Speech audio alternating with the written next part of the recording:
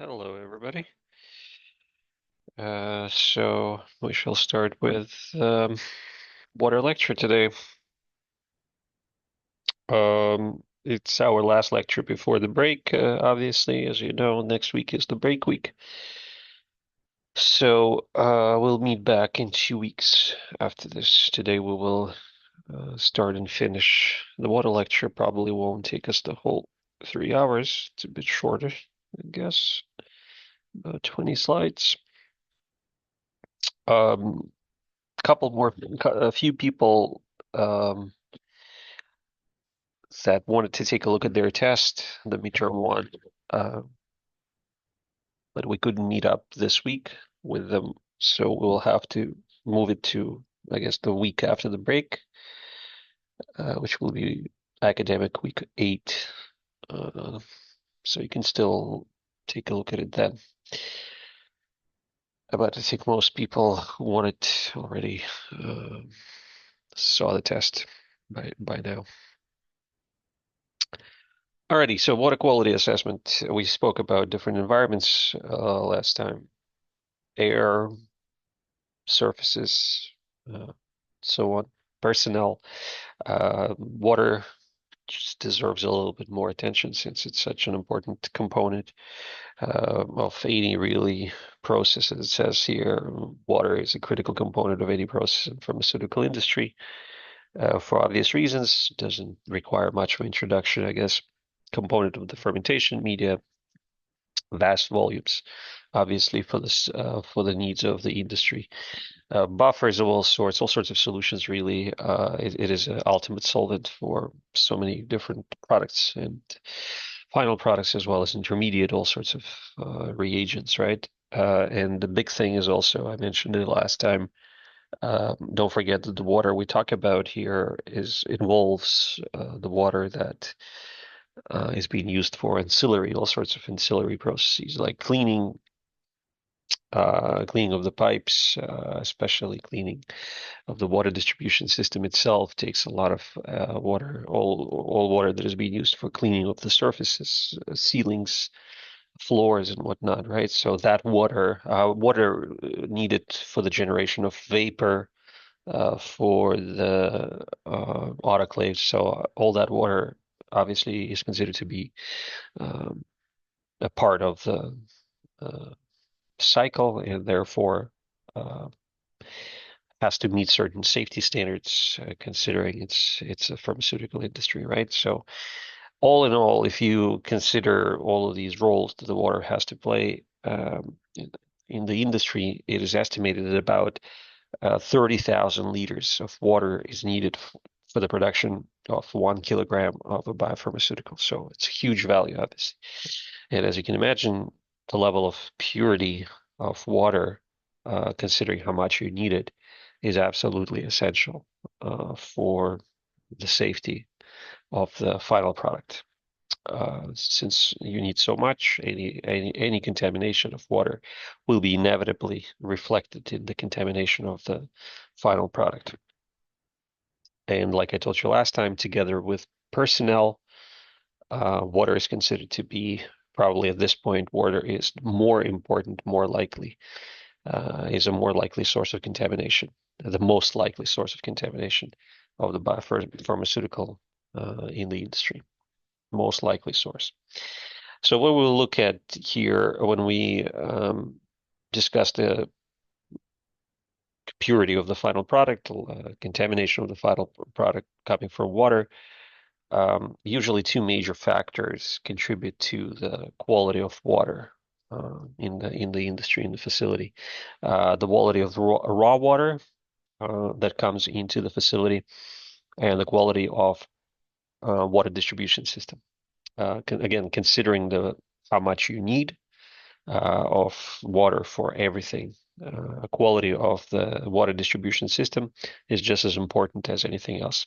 If your water goes through multiple steps of purification, which it does for a lot of processes, but if the water distribution system is flawed, which is again commonly the problem at the facility, whenever it becomes obviously a problem, it's not necessarily always a problem, but whenever it becomes a problem, all of the water that cycles through the facility has a good chance of getting contaminated.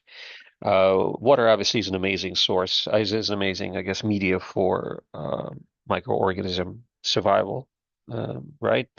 It's not like air, but it's amazing. All organisms require water for their physiology, for their reproduction. So um, all fungi, all bacteria love water, obviously. So it's a very good media, unfortunately, right? From our perspective, from the perspective of contamination, water is a very good media for the propagation of contamination. So that's something to keep in mind. As far as the classification or the grades, I guess, of water. So when we talk about the quality of the raw water, so the raw water is the water the mains water that comes into the facility from the municipal sources, right? Different regions, different areas, geographical areas have different quality of the raw water that comes into facility. That obviously poses some challenges to the facility because ultimately, whatever water you get, the raw water, it has to be purified to a certain standard to be employed, to be used in the pharmaceutical industry. Um, there are different levels of purity. We will look at all of them. So raw water is, as the name suggests, is just the water as it comes into the facility. Um, can be very severely contaminated. Again, depending on the sources, whether water comes from the underground sources or it comes from the surface water, it can have very different levels of contamination. I will briefly talk about this on the next slide. The next kind of grade of purity of water is known as a potable water. So that water has to adhere to drinking standard. And that standard, again, as the name suggests, good enough for drinking, but it's not necessarily good enough for the pharmaceutical industry. So the drinking standard, as it says here, for some of the organisms, should have MAC of none, so 0 per 100 mils. MAC stands for maximum allowed counts. Maximum allowed counts. So none at 0 mils. So for E. coli, for the total coliforms, it's no cells in 100 mils. So this water, again, is not the most pure from the standpoint of the pharmaceutical industry. Um, it is only being used for, as it says here, cleaning in non-critical areas, right? So not even the critical areas are allowed to come in contact with this kind of water. The next kind of water, the next level of purification is the purified water. We will look at how each water is being generated later in the lecture. So the purified water is the next level. This water is usually softened and filtered. To soften means you get rid of the ions. Don't forget when we talk about the water in the pharmaceutical industry, it's reagent grade water. So that water not only should be lacking any microorganisms, but it also should be lacking all sorts of chemicals, including all sorts of ions that the water can be commonly contaminated with, because presence of ions in the solution may lead to reactivity of that water with other components of the media of any solution you're making. So all those calcium ions, magnesium ions, as you know, can be also, after all, cofactors for activity of certain microbiological or rather bacterial enzymes, right? For example, when you set up a PCR reaction, what you are doing, you're adding magnesium ions, right, to the reaction. Why? Because DNA polymerase requires that as a cofactor for its activity, for its maximum activity, its optimal activity. So those things, obviously, when you talk about water employed in the pharmaceutical industry, should be also considered.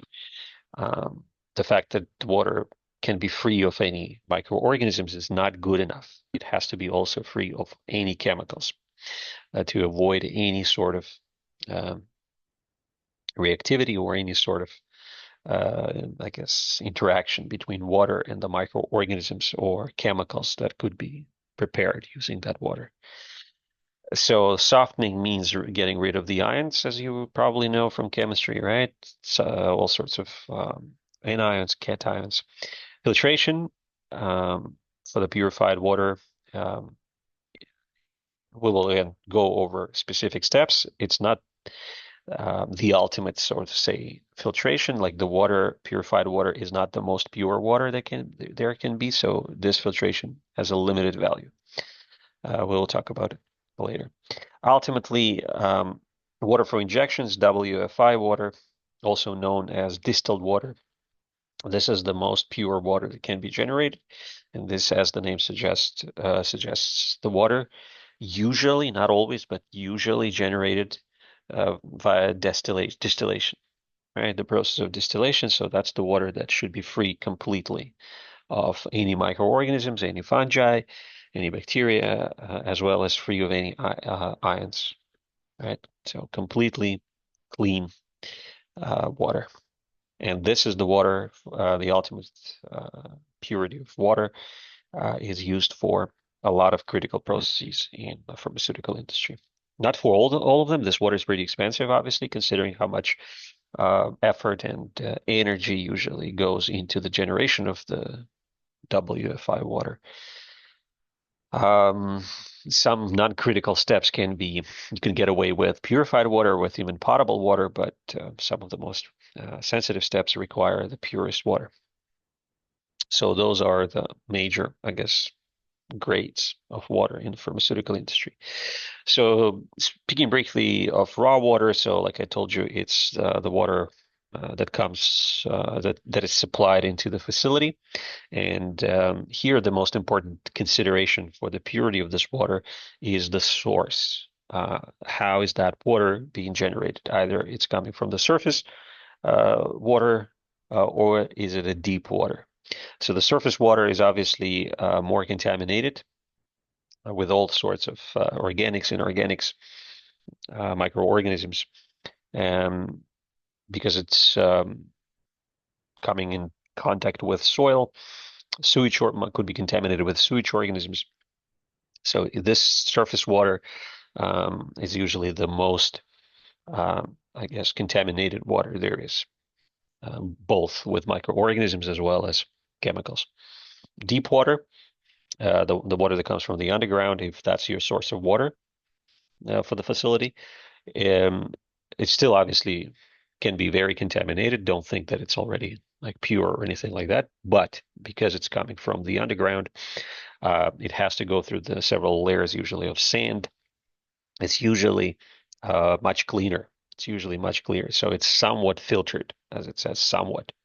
Again, it's not sterile or anything like that, but it's somewhat filtered. So the deep water is usually easier to clean, easier to prepare, easier to clean, I guess, to generate purified water and WFI water, because initially it has much lower levels of contamination.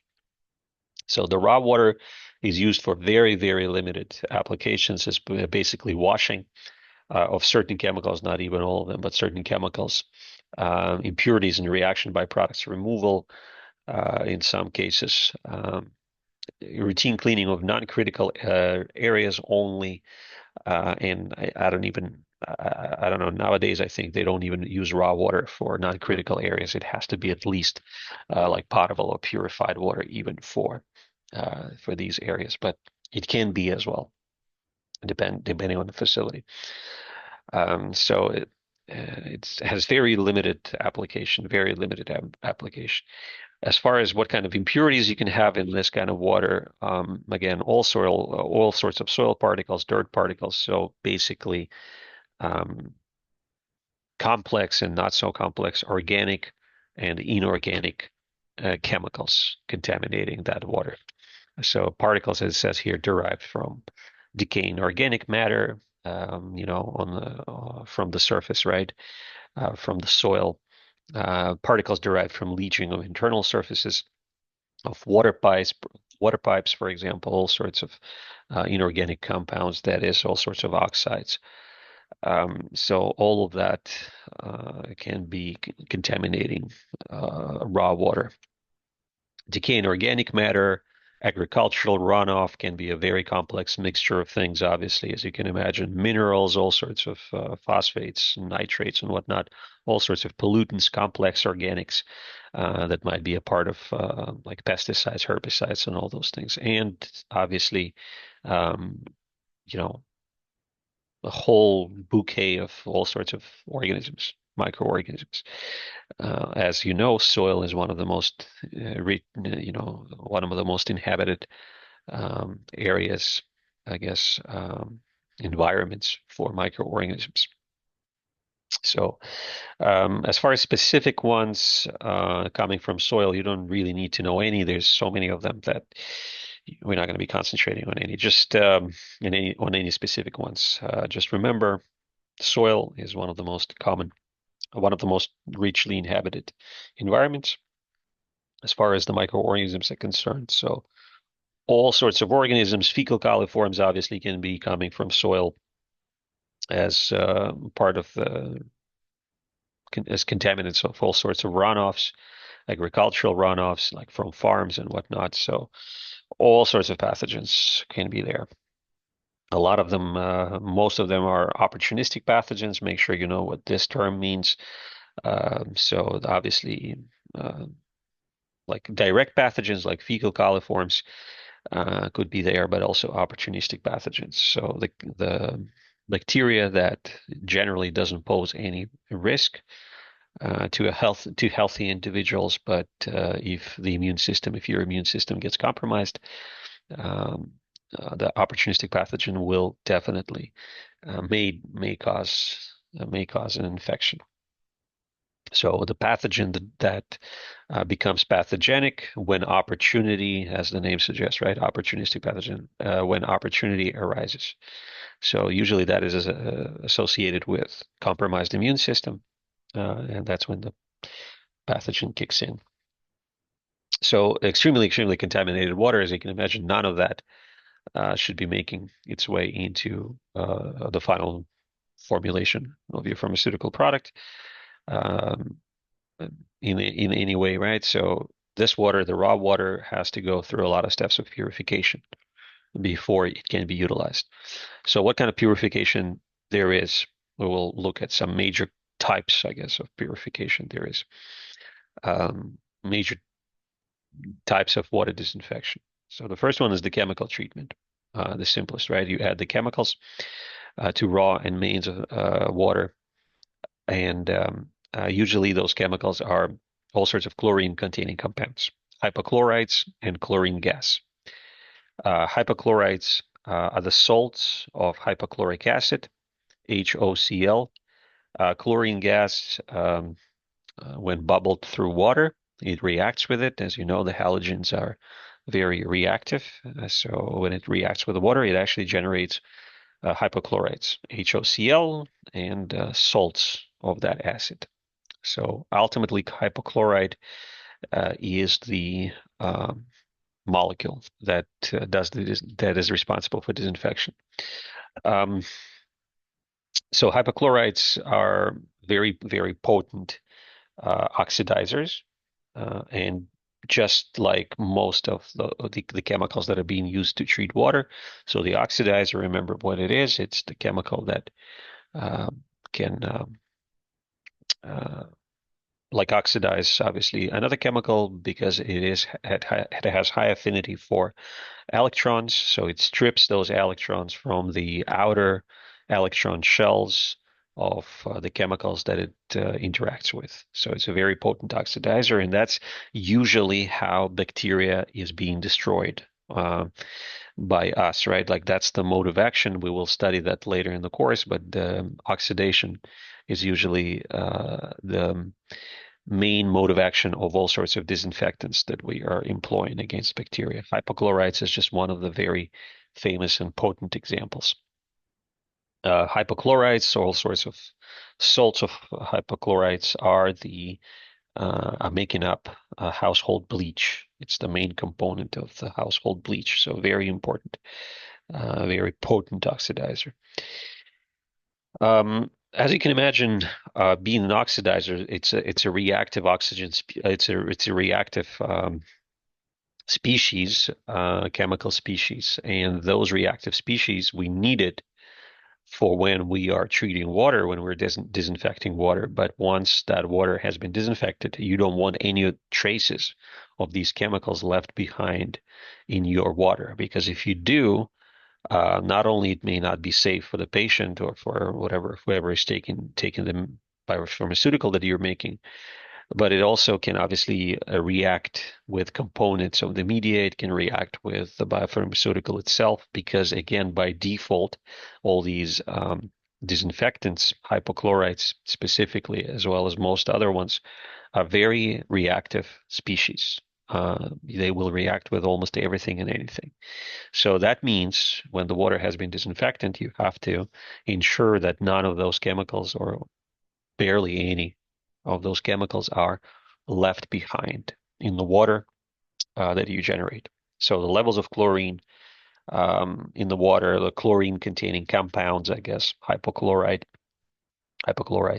in the water are strictly regulated and should not exceed usually 5 parts per million, 5 ppms. Sometimes for certain applications, the standards can be higher, less stringent, that is, and the levels can shoot up all the way to 100 ppms. But again, you don't have to memorize, just you have to memorize this value, 0.525. This is just to show that depending on the application, sometimes the levels can be significantly higher, but usually it's 0.525 ppm. Formaldehyde solution is rarely nowadays employed for the disinfection of water for multiple reasons. Formaldehyde is not as um, potent of an oxidizer as chlorine-containing compounds. It's not therefore as reliable. Formaldehyde has been linked to cancer, so it is a carcinogenic compound, and it also is kind of its activity really heavily depends on the conditions, on the physical conditions, um, on the temperature, humidity. So it can polymerize at certain conditions. Formaldehyde can polymerize on the surface, and therefore it has limited, I guess, utility. So it's not as common, but uh, as chlorines, but as chlorine-containing compounds, but sometimes may be employed. Okay. As far as the deionization of water is concerned, so that is what refers to what we refer to as softening of water.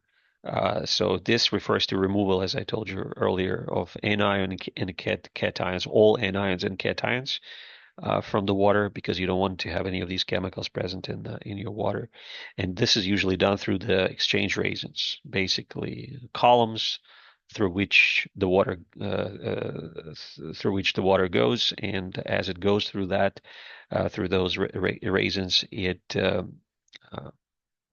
gets its anions and cations trapped and or exchanged rather for hydrogen and OH, hydroxyl ions. Those combine together and form a molecule of water, H2O. So that's the principle.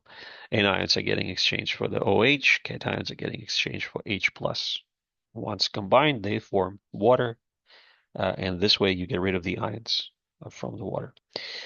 Make sure you understand that deionization of water doesn't necessarily get rid of microorganisms. Very common misconception that deionization is the same as disinfection. It's not. It's absolutely not. Deionization, as the name suggests, it only gets rid of the ions in the water. We have those deionizers in the lab.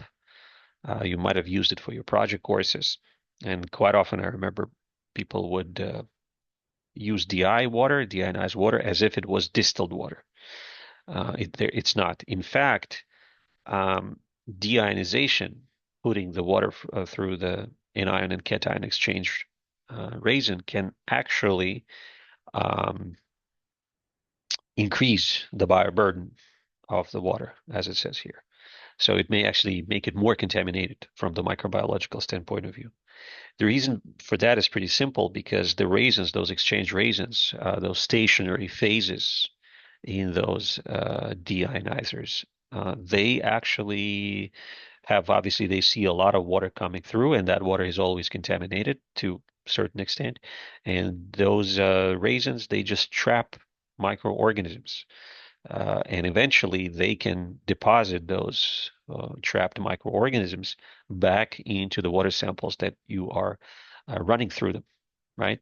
So you may have a fairly clean, so to say, from a microbiological standpoint of view, sample of water passing through the resin, but as it comes off, it is free of ions, but it can be actually severely contaminated with microorganisms. Um, Modern days, more expensive deionizers, they actually have a system in place which traps bacteria and fungi. So as you put the water through the deionizer, any sort of microorganisms will get trapped. So they will be trapped and they will never be released back into the fresh samples that go through the deionizer. So, but there are all sorts of deionizers out there. Some do trap, some don't. So keep that in mind. Do not think that deionized water is completely free of microorganisms and doesn't require sterilization. It most of the time does, almost always does. It's not the same thing. Deionization and distillation is not the same thing. So once you have that deionized water generated, so now you are lacking all those ions that can potentially um, um, like I guess, well, let's actually look at it's one of the last steps, how the purified water is generated. So the purified water is the second most purest water from this list, as we looked at earlier. And this is the whole flow chart as to how it is generated. So as you can see, uh, the incoming, I guess, the source water that you're using to generate the purified water is the potable water. So it's already at a certain standard, drinking standard, and eventually it gets deionized. So anion and cation exchange resins being used, but before that it gets filtered, and that's the filtration, limited filtration I was talking about when we talked about the purified water. So this filtration usually just takes the water through several layers of sand or gravel, and also organic trap, and usually it's just activated charcoal. Um, this gets rid mostly of all sorts of solids, organics, inorganics, chlorines, leftovers of the chlorines, chlorine-containing compounds, all sorts of disinfectants, and in general, complex chemistry, complex and not so complex chemistry. Um, so it doesn't guarantee this whole process doesn't guarantee that you will get rid of the microorganisms. Microorganisms are smaller in size and they are not necessarily trapped by these several layers of sand, of gravel, charcoal. It doesn't guarantee that. Anion cation exchange column, again, doesn't guarantee that.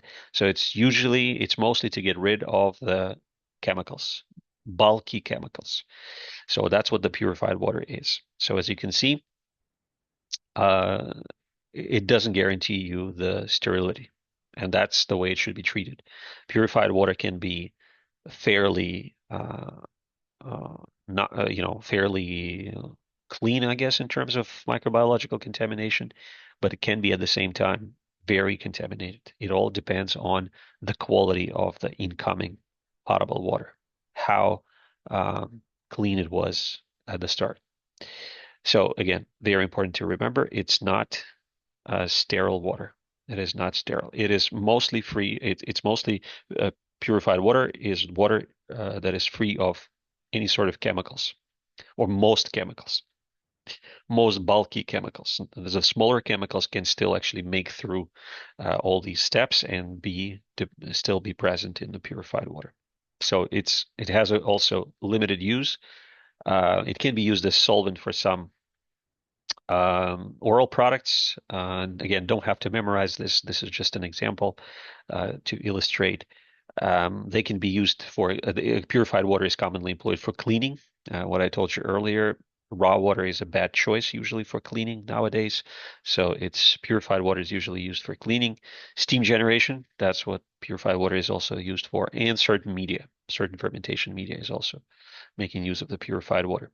Don't forget that any media that gets prepared using purified water eventually will still be sterilized using the autoclave. So you still have to take care of the microorganisms. And this takes us to the next level of purity, I guess the ultimate level of purity, the WFI water, water for injections. Uh, Pretty straightforward flowchart, the same as what we had previously. So you start with incoming potable water, contaminated to a certain extent. It goes through all these steps, gets rid of the chemicals, gets rid of the anions and the cations, and then the purified water, once generated, gets exposed to additional two steps, or two steps usually. Additional filtration using 0.22 and 0.45 micrometer filters. So they're those really, really fine filters that can trap even smaller chemicals as well as microorganisms. You've used them before, I'm sure, in your project courses. But the ultimate step, and this is the most important step um, for the generation of WFI water, is distillation, or in some cases, reverse osmosis. Um, I don't think they are being ever used in together because it's just too expensive. It's either distillation or reverse osmosis. We will talk about those in a second. So again, filtration here is using the 0.22, 0.45 micrometer filters. Those are good for trapping bacteria, for trapping fungi, as well as even some of the bigger molecules. As you can see, as you should know, LPS can be actually uh, fairly reliably, let's put it this way, filtered out using 0.45 or 22 micrometer filters, the smaller ones. Now, the most important steps here, the distillation and reverse osmosis, these are essential for the generation WFI water. If you want to get your sterile water, one of these steps must be present. So what is it? What are these? So distillation, again, probably most people know what it is. The water gets converted, gets heated up, gets converted to vapor, and then eventually gets condensated on a cool surface, against the cool surface. And as it condensates, just pure water condensates without any contaminants. So that's the whole process. You take the water through the physical states from liquid to vapor and then back to liquid. And this process purifies water of any impurities, including bacteria, fungi, chemicals, obviously, are left behind, everything. So this distillation, mark it down, is the most reliable way of generating WFI water. WFI, or sterile water distillation, is the step to go to, the most reliable, but it's also the most expensive. Mark it down. Distillation is very expensive because, as you can imagine, considering the volumes of water required in the pharmaceutical industry, distillation takes up a lot of energy. You have to boil and convert to vapor. A lot of, not necessarily boil it, but convert to vapor. Um, Lots and lots of water. That takes a lot of energy, a lot of energy. So this water is very expensive, fairly expensive, not maybe very expensive, but fairly expensive. It's not cheap. It's definitely not cheap. Um, so that's that. Reverse osmosis, so the step that might be the procedure that might be less familiar to you. We're not going to go into too many details of this step. Basically, the idea is it's the process as the name suggests, and that's the way you should probably how you should remember it. It's easier.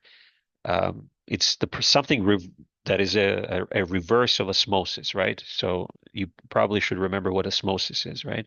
Osmosis is basically moving of the chemical down its concentration gradient. So the chemical will go from uh, I guess the areas of high concentration to levels of its low concentration, dissipating concentration this way. So with reverse osmosis, there's a system in place, a bunch of uh, semi-permeable membranes, the membranes that will only allow the passage of water molecules, and you have solutions separated by these semi-permeable membranes, and water is being pushed against the concentration gradient through those membranes, semi-permeable membranes. And as the water is pushed through those membranes, water is basically going from the solutions with uh,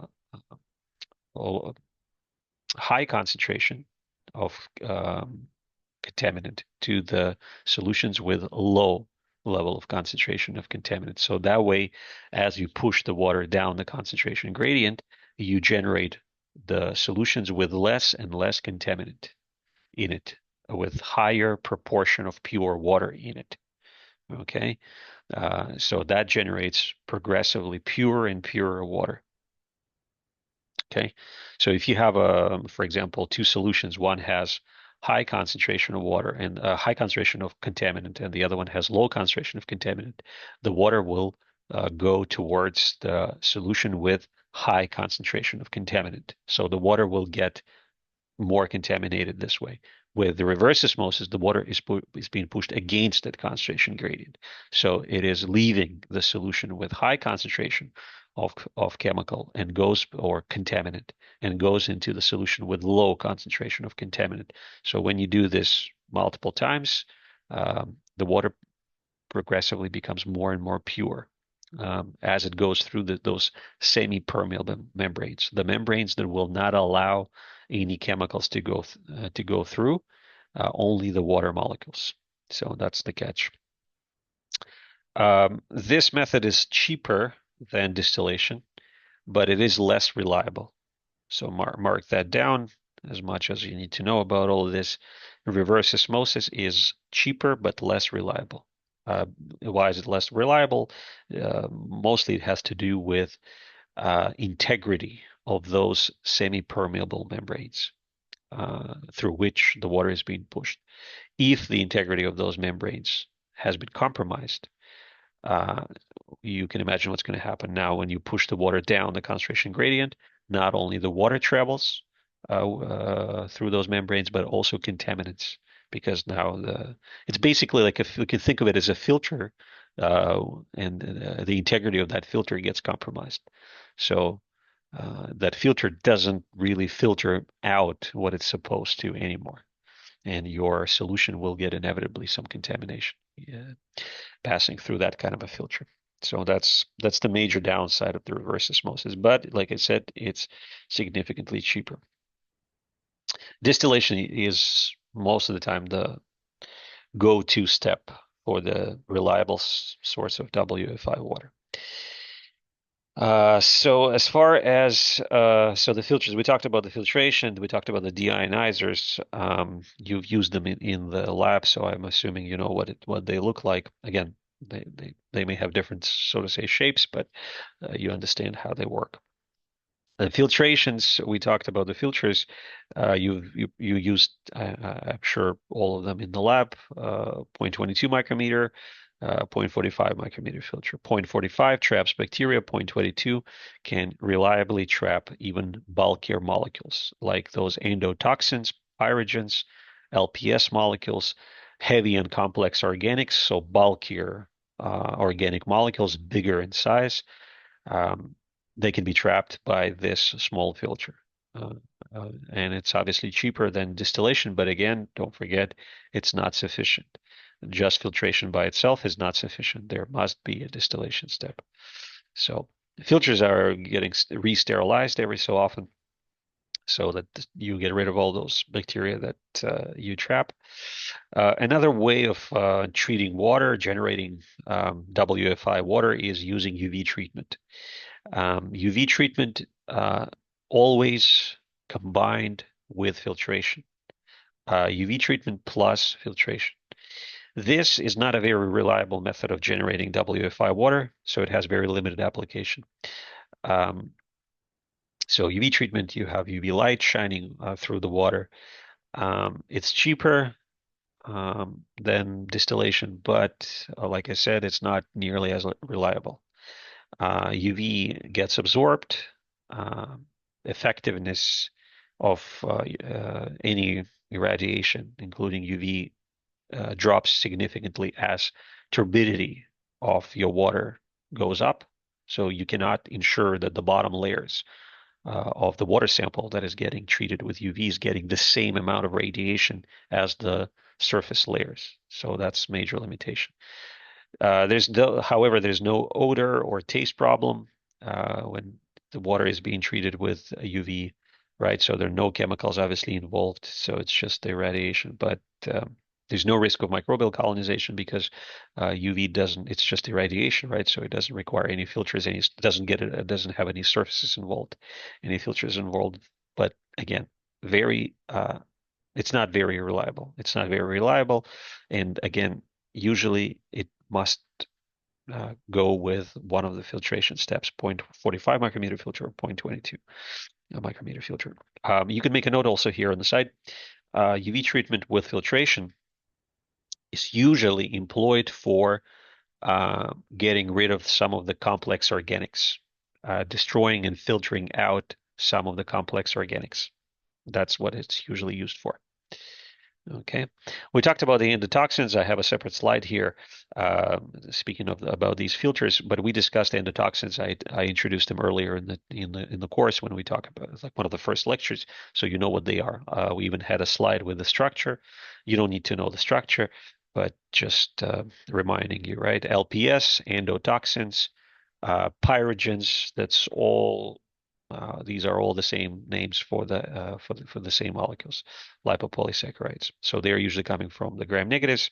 We talked about that, especially when the gram negatives are getting lysed with disinfectants. So the LPS gets reintroduced into water, and these can be even the worst case scenario when you have high level of LPS contamination, this can lead to the death of a patient due to fever shock. So usually comes from in bulk from the gram negatives. So that's that. As far as specific symptoms and whatnot, you don't need to know any of that. The medical aspect, just know that it's linked with severe elevation of body temperature. So high fever and inflammation of tissues, which again, provided you have a high concentration of these chemicals contaminating your product, this can be this can have a very detrimental effect on a patient, especially if the patient is, immunocompromised or something or affected by some sort of a condition in the first place, and you inject a drug contaminated with LPS. That's usually bad news, obviously. So as far as the specific steps of additional steps of depyrogenation, so how do we get rid of the pyrogens? So here at the bottom, I mentioned earlier filtration and using UV. It has a limited value, but still nevertheless being employed. Again, because it mostly has to do with UV being not a very reliable way of treating the water sample, because again, it depends the effectiveness of UV depends on the level of clarity of water. If the water is turbid, if the water mass you're treating is turbid, UV will get absorbed, and the bottom layers are not going to have the same exposure. So it's a non-uniform exposure to UV is the problem. Usually the most common depyrogenation, the most reliable depyrogenation step is distillation. As always, this is the most expensive, but also the most reliable technique we have. Heat treatment is another commonly employed way of getting rid of the pyrogens. LPS can be pretty stable in terms of the heat exposure. So usually you don't have to memorize the specific values, but you need to understand the trend. So the trend is basically you either increase the temperature or you increase the exposure time. So as the temperature goes higher from 120 to 650, the exposure time gets shorter. So at 650, for example, in the audit, when the cycle is 650 degrees Celsius, 1 minute exposure is sufficient. As the temperature goes down, the standard 120 degrees Celsius, you have to expose your glassware or whatever you're trying to depyrogenate. So at 120 degrees Celsius, you have to expose it for as much as 3 hours. So, and then all the values in between, 250 is 45 minutes. Could be using dry heat, could be using moist heat. Again, I'm not asking you to memorize any specific values. These regulations and these values change also a little bit. Just the overall idea. High temperature, the higher the temperature, the lower the exposure time. The lower the exposure time, the higher the temperature. The higher the exposure time, the lower the temperature, right? So it's kind of reversed like that. And then, like I said, ultimately, distillation is the most reliable. One more step here, rinsing or dilution. Uh, that's just a fancy word for washing. This technique is a very actually commonly employed. It's very cheap and it's pretty reliable as well. So what does that mean? You literally just rinse your glassware that can be potentially contaminated with the pyrogens. You rinse it with distilled water. Just rinse it multiple times. And the principle behind is the same as the name suggests, rinsing. It's the same principle as when you rinse your dishes to get rid of soap. The more you expose it to uh, the water that has no soap, the lower is going to be the concentration of soap. That's the whole thing. That's the whole deal. So you take the glassware. So this is usually applied to glassware. It's being taken through multiple cycles of rinsing. And as it happens, the concentration of the pyrogens contaminating your glassware progressively dropping to the point where they become negligible, right? So very important, very reliable, and very cheap method of depyrogenation as well. Okay. All right. So remember those. So as distilled water itself, few words about it. I mean, I talked about how it is generated. Ideally, it's the water free of microorganisms, but as you can imagine, you know, nothing is ideal in this world. So quite often, it's actually can be pretty contaminated. So even distilled water can be pretty contaminated, and this has to do with what I told you earlier, the flaws of the water distribution system. When the distilled water is generated, it's clean, but as it goes through the water distribution system, it gets recontaminated, re-inoculated, and as that water goes back from the water distribution system to the storage vessel, where all of the distilled water is being stored, now the whole storage vessel is getting re-inoculated and recontaminated as well. The problem is, we're not going to go into too many details of technicalities, rather. The problem with a water distribution system is always there, and it has to do with the fact that the water distribution system is extremely tough to clean, to actually reliably clean, because it's you cannot really get inside of the pipes and make sure there are no bacteria in there. The most common way of cleaning the water distribution system is by uh, cycling disinfectant through the system. Instead of water, you actually, when you clean it, you cycle disinfectant in place, so-called in-place cleaning, right? So disinfectant is is being cycled through the system, and it is expected that any bacteria that is present in there will get killed. Um, it does work to an extent, but uh, the problems arise when you have contaminants that are capable of forming biofilms present in your water distribution system. We discussed the biofilms before. These are very nasty, I guess, structures formed by bacteria, certain types of bacteria. When a bacteria reaches a certain concentration of the community, of its community in on the surface. So they come together and they start secreting these all sorts of organic, inorganic compounds that form a protective layer, like a physical barrier around the community of bacteria. So usually that happens on the surfaces. So bacteria would adhere to the surface, would attach and adhere to the surface, and then form the biofilm around them. And those local patches like that of biofilm are extremely, extremely nasty, extremely dangerous as far as the reinoculation of the water sample is concerned, because quite often these biofilms patches, disinfectant cannot penetrate through them. So in the water pipes, inside of the water pipes, inside of the water distribution system, when you cycle the disinfectant through it, the disinfectant cannot penetrate the biofilm, and therefore bacteria survives, protected by it, right? And obviously, that problem is not very easily solved, to say the least. The most reliable means of treating the getting rid of the biofilm is to actually physically scrub the surface. So you have to physically dislodge, physically disrupt that layer of biofilm and only then apply the disinfectant. So for obvious reasons, as you can imagine, you cannot necessarily apply the scrubbing to the pipes um, inside of the water distribution system of the facility. So that problem is still a problem. In order to avoid any replication of bacteria, in order to avoid,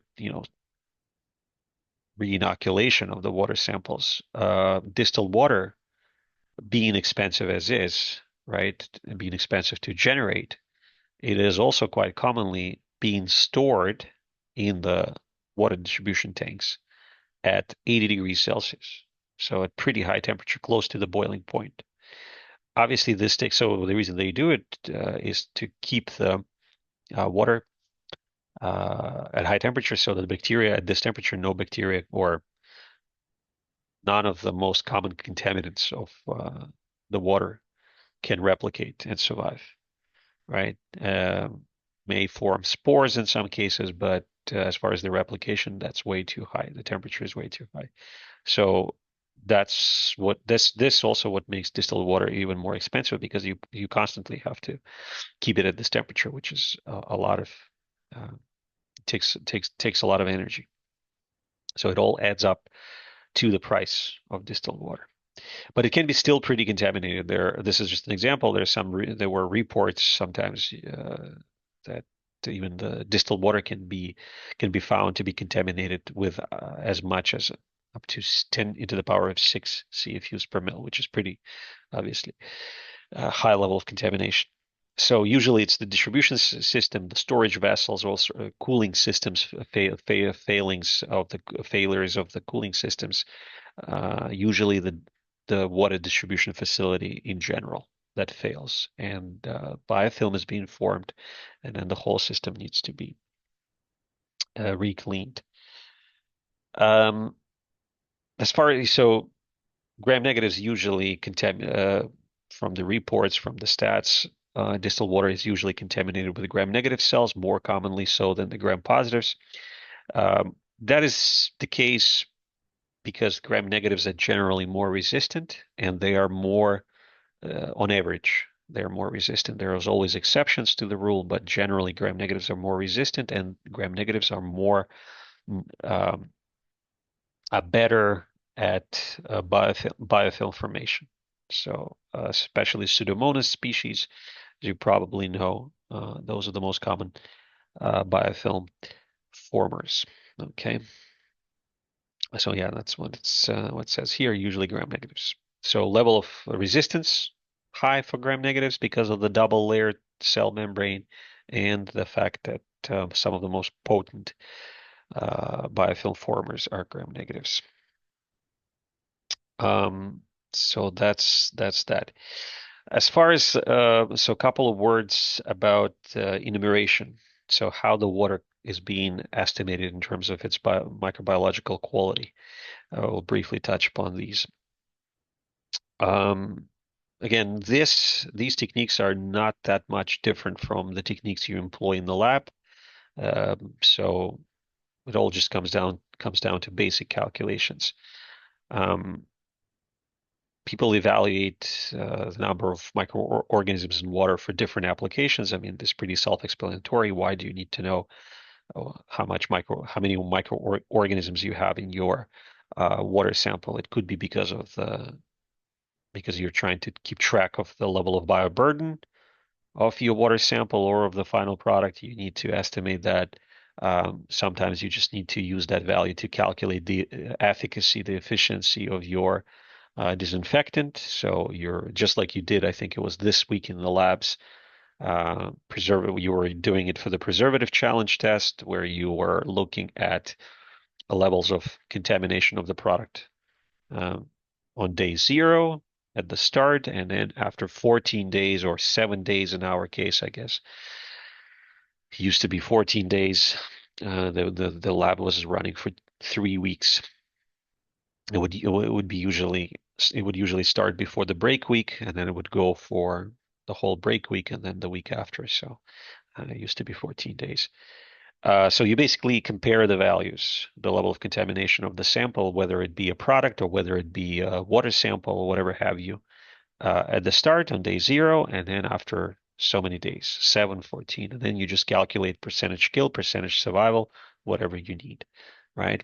So this can be also applied in the water facility to something that we discussed earlier. When you take a contaminated water sample, estimate its level of bioburden, and then you apply some sort of disinfectant, you clean up the system, and then you take another sample and you compare your initial values to uh, the readings after cleaning. And then you can calculate the percentage survival, how much bacteria is left after cleaning compared to what you had at the start.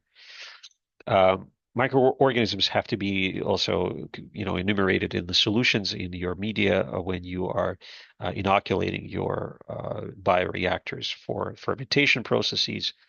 So you need to inoculate with a specific concentration of bacteria, otherwise your bioreactor will take forever to start if the concentration of bacteria is too low, right? And also, in some cases, you're using that you enumerate bacteria to estimate, to assess the nutrient capability, nutrient properties, right, of the growth media. So how well the media can support the growth of bacteria. Because if the levels of nutrients are too low, bacteria will not be able to replicate efficiently. So you can plot so-called growth curves. You probably heard about them before, where you inoculate bacteria into the media and you take readings of its counts, of bacterial counts, every so many hours. And then you plot it on a graph, 2D graph, time versus um, the amount of cells you have. And this gives you an idea how fast bacteria replicates over time. And this gives you information about multiple actually things can give you information about, but one of them is being the nutrient capability of the media, how good the media is at supporting the growth of bacteria.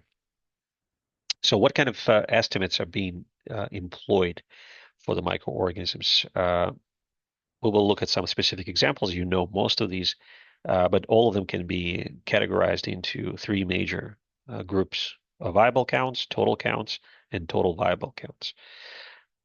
So if you look at the table, so let's talk about actually the difference between them, I guess. The viable count, as the name suggests, is the count for all viable uh, bacteria in your sample.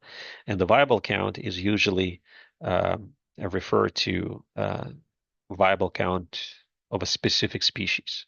Like say you want to know the concentration of specifically E. coli in your sample. But only viable cells are being accounted for. Only viable cells, the ones that can replicate. Total count refers to um, both viable and dead cells, as probably you could guess, right? So you estimate both viable and dead cells. The dead cells are still contaminants. Don't forget, because the dead cells can still carry those LPS molecules and some other endotoxins. So if your water sample is or your product is contaminated with only dead cells, it's not like the product is safe, right? Because those dead cells can carry a lot of contaminants with. Lastly, total viable count, that this accounts for both bacteria and fungi, but only viable ones. Viable bacteria and viable fungi combined.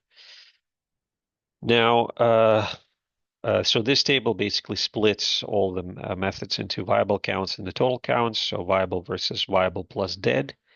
Um, like I said, you know most of these techniques, but sometimes in application, people make mistakes. They forget what exactly they are estimating. So whenever you do pore plates, surface spreads, membrane filtrations, and NPN technique, you might have done it before in food micro, maybe some other courses. Um, but we will actually talk about this technique at the end of the lecture today. I will show you how to properly use it. There's a lot of mistakes how people evaluate MPN. People usually take shortcuts, so to say. They do it in a quick and easy way, and it's not always accurate. So all of these steps, all of these or the techniques, always estimate the viable counts. Viable counts, either specific bacteria or specific fungi, whatever you are working with. Why viable? Very easy to understand, because all of these techniques, in order for them to work, um, you need to have your cells alive. Pore plates, surface plates, spread plates, you spread your culture, you pour your culture. What do you expect? You expect the culture to grow on the surface of the plate. Uh, Same with membrane filtration, right? You filter through you put the water sample through the filter like you did in the first lab, and then you place that filter on the media. So what do you expect? You expect the culture, the cells to grow. The same with MPN, as we will look in a second. So, but any of this will take place only if the culture is viable. If the cells are dead, uh, you're not going to see any growth on the plates. So obviously, this way you're evaluating viable counts. You're estimating viable counts. Uh, Direct microscopic counting, when you estimate the culture by looking under the microscope, back in the day we used to use hemocytometer in the lab. Again, I'm sure a lot of you have used it before, when you basically place the bacterial culture on a hemocytometer, like it's a fancy slide, uh, and then you can actually see bacteria floating on that slide, and you count the number of cells on the slide, and then you can evaluate the concentration of cells based on those counts. So whenever you do that, you estimate both viable cells and dead cells, because you don't see the difference between viable and dead cells under the microscope.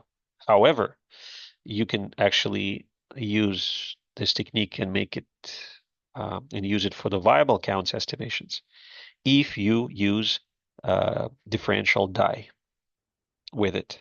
So again, we're not doing this anymore in the labs. Maybe you do it for some other courses. I'm not sure, but not that I actually can think of. Maybe even food micro, not sure.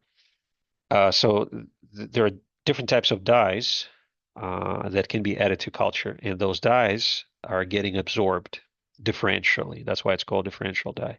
So dead cells and viable cells, living cells, will absorb this dye in a different way. There are different types of dyes, two kinds, like I said earlier. One type of dye gets absorbed only by dead cells.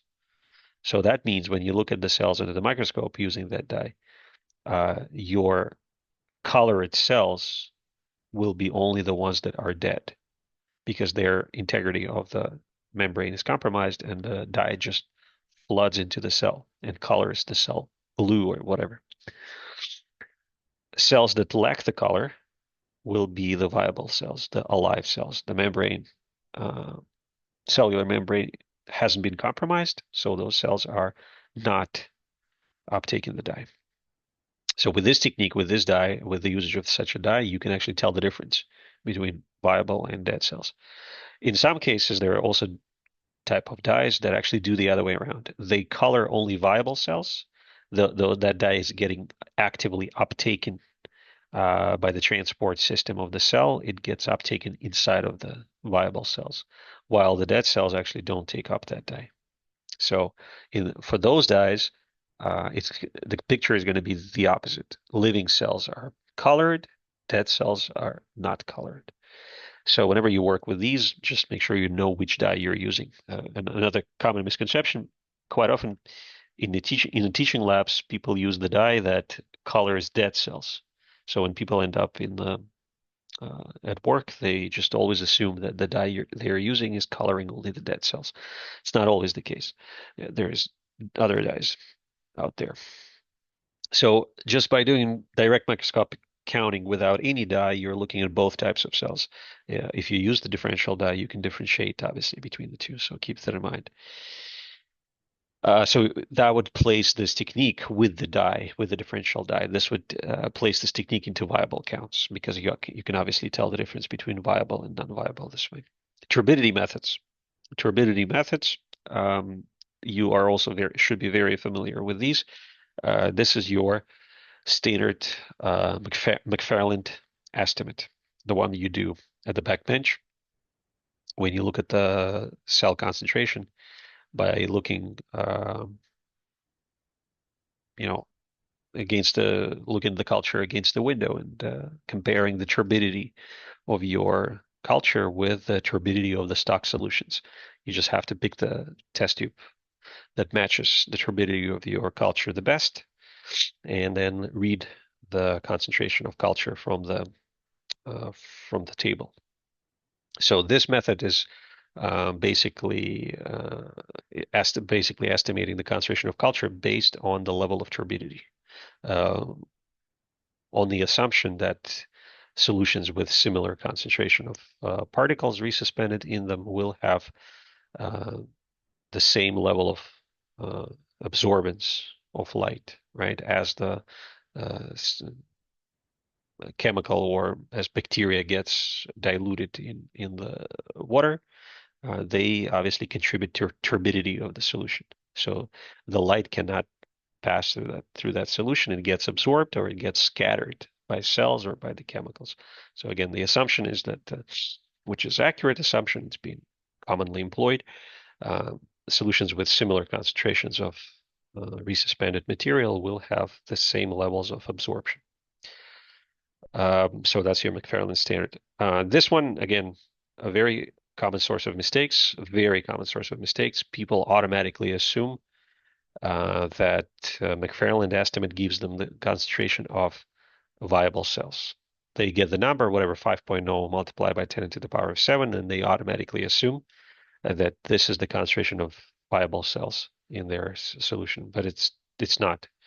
Um, it's both. It is hence the placement of this method in the total counts. That number always shows you both viable and dead cells, because obviously the dead cell for this method, for this technique, will be no different from the viable cell. It will still contribute, the dead cells will still contribute to scattering of light and absorption of light. In project courses, I witnessed this before myself when people place their culture for incubation for far too long. They take it out, they use McFarland standard, they have turbidity, they measure the turbidity of the solution, and they're confident that they are working with viable culture. But the culture could be fully dead. There could be not a single cell or whatever. Most of the cells are dead. The fact that you are seeing turbidity doesn't mean that the culture is viable. In fact, it's actually, if you see too much turbidity, if your solution is really, really turbid, that's most likely means that the culture has been overgrown. So it has been sitting in the incubator for far too long. It used up all the nutrients that were present in the solution, and once the culture did use up the nutrients, it started dying. And if you have really, really high turbidity of your culture, I would double check, triple check, most likely you have overgrown your culture. And most of the cells you're looking at are probably dead at this point. They ran out of nutrients and died.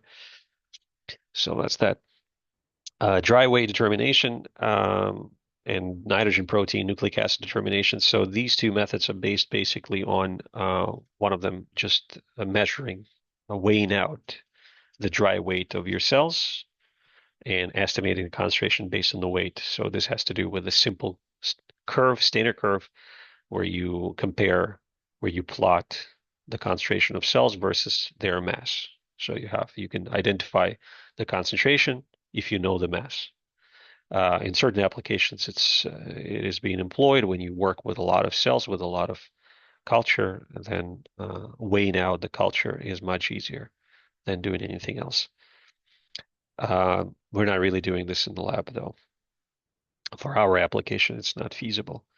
And then the even more fancy technique where you estimate the number of cells based on the concentration of nitrogen-containing compounds, proteins, and nucleic acids.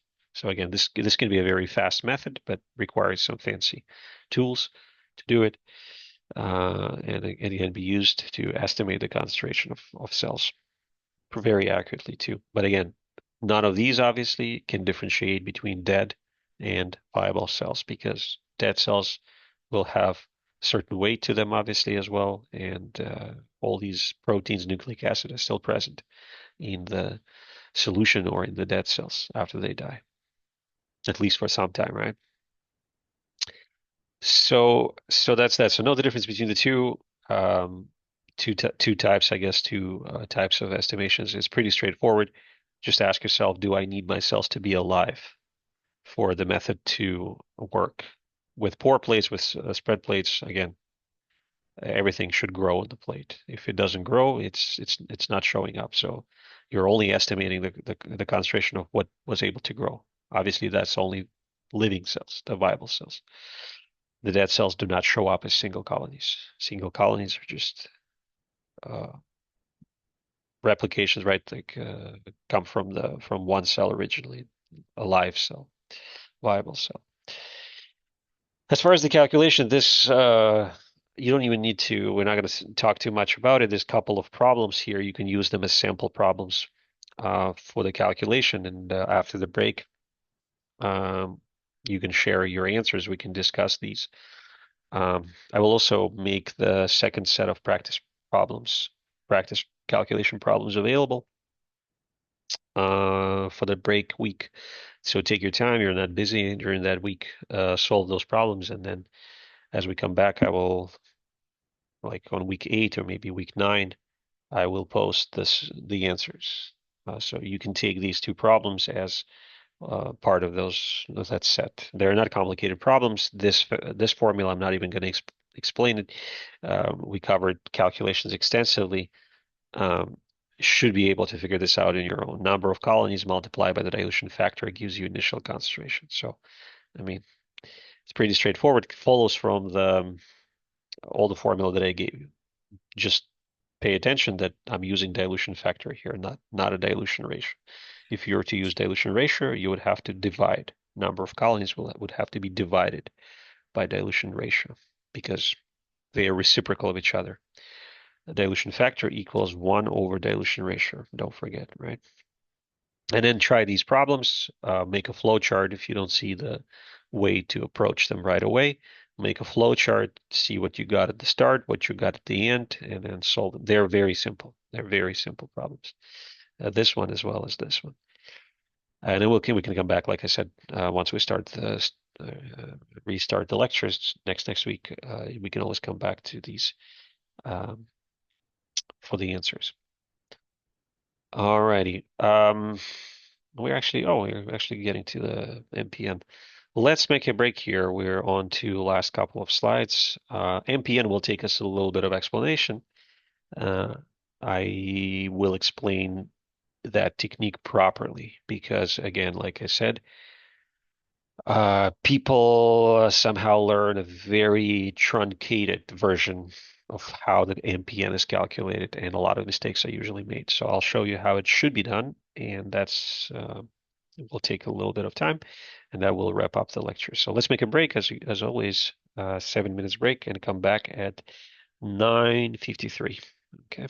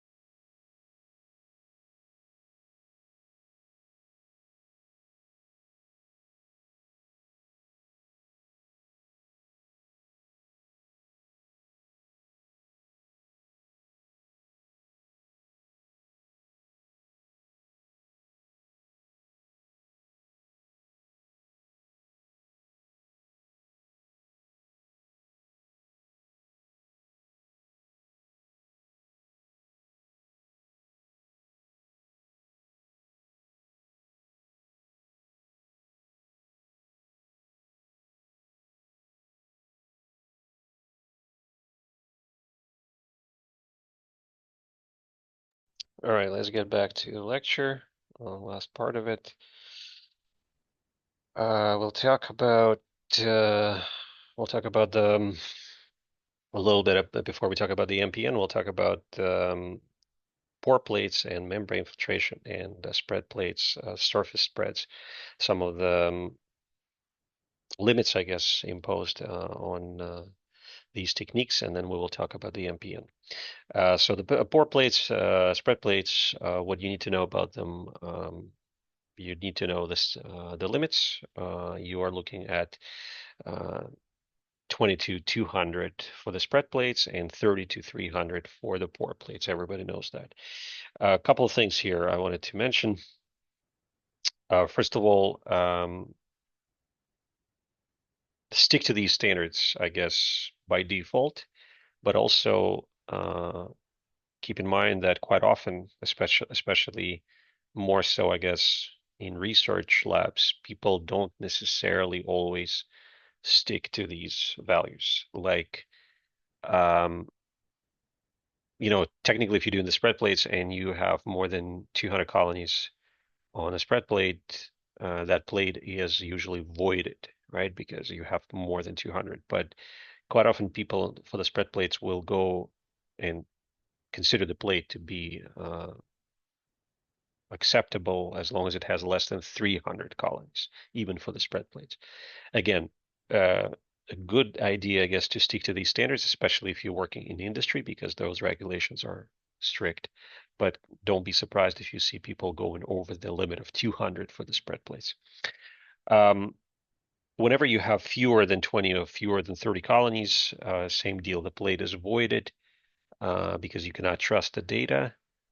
Um, there's a possibility that you made a mistake, and if you're having too few colonies, right, less than 20 or less than 30, and you would have to just play around with your dilutions so that you get better values over 20 and over 30, so that even if you have low counts, those low counts cannot be written off for a fluke, right? If you have like one or two colonies, you never know. Is it an actual value or is it something that, or is it because of some sort of a mistake that you made in your dilution schedule or in your technique in general? The reason why people have higher, uh, I guess, thresholds for the pore plates, make sure you understand that, is because you have more media in which bacteria can grow, right? Since it's pore plates, the cells can grow inside of the agar, and therefore they have higher, I guess, higher concentration of nutrients to utilize, as opposed to when they're on the surface, they just have so much area to colonize. Um, why wouldn't you trust? So we spoke about the lower limit of 20 and 30, but as far as the upper limit, 200 and 300, why wouldn't you trust the plate, spread plate with more than 200 colonies on it, or a pore plate with more than 300 colonies on it? People know the values most of the time, but they don't really understand why is that the case. The reason is pretty simple, because if you have way too many colonies on the plate, well, I guess two reasons. You can think of two reasons. For one, it's challenging to actually count them, right? If you have like thousands of colonies, it's impossible to account for all of them accurately. For some applications, it's not as important, but for certain applications, actually, accuracy is very important. But maybe even the more important reason, arguably, is that if you have too many colonies, um, obviously they start cluttering, right? They start overlapping with each other. You may start seeing multiple cells growing on top of each other, and it's impossible to tell how many exactly cells you have in that colony. Because remember, this method and the pore plates, the spread plates we're talking about, it's reliant on the fact that each colony you're seeing came from a single cell, a single original cell. So if you have multiple cells because of the space issue, I guess, because you have too many of the cells on the surface of the plate.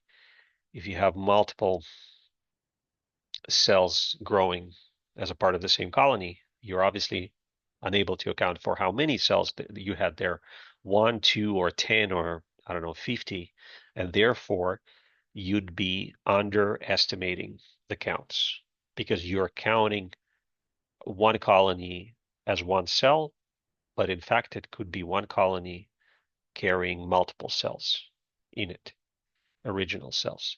So that therefore you're accounting 50 colonies or whatever, 10 colonies, 20 colonies, or 20 cells, 10 cells, 50 cells, whatever have you, you're only accounting for one.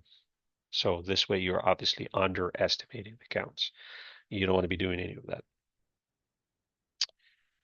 You don't want to be doing any of that.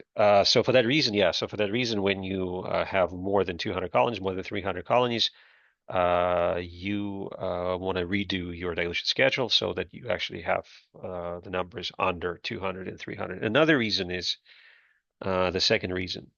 Uh, if you have too many cells on the plate, depending on type of cells you're working with, depending on type of experiment you're working with, if you're using antibiotic, if you don't use antibiotic, um, when there's so many cells on the surface, they can start competing with each other for nutrients. And this means that certain cells, if you have too many of them on the surface, certain ones might have been suppressed by their neighbors, right? So if the cells are too close to each other, don't forget that depending on again what exactly you're doing, what kind of cells you're working with, but cells may secrete all sorts of toxic compounds around themselves, including antibiotics, all sorts of toxins. So if the other cell is next to them, it might get inhibited by that by those products. So therefore, if you have high density of cells on the surface, your counts are not accurate because you could be inhibiting some cells from showing the colonies, I guess, developing into colonies because of the close proximity to other cells. So what you're seeing is only, again, partial values. And this way you would also make a mistake of underestimating the counts, right? You're seeing only 500, say 500, but in fact you had 1,000 in there, but another 500 just got inhibited by the first 500, and therefore you don't see them. They never formed a single colony, but they were, as far as the original values, they were actually present on in your solution, but they just never got a chance to develop into single colonies, and therefore you're underestimating the counts. You're reporting lower numbers than they actually were in your original solution, whatever you're trying to estimate. So keep that in mind. Before we talk MPN, one thing I remembered that is worth talking about, I'll stop sharing and I'll open the doc file. I don't think I showed it to you yet. Give me a second because I should have a file with, yeah, it's right here. Actually, super lucky. Okay. Oh no, that's not the one. So what I wanted to show you, a very, very common source of mistakes in the labs every semester. Let me just give me a second. When people report for the preservative challenge test, as well as for other tests, when people report their counts, uh, they report it in the wrong way.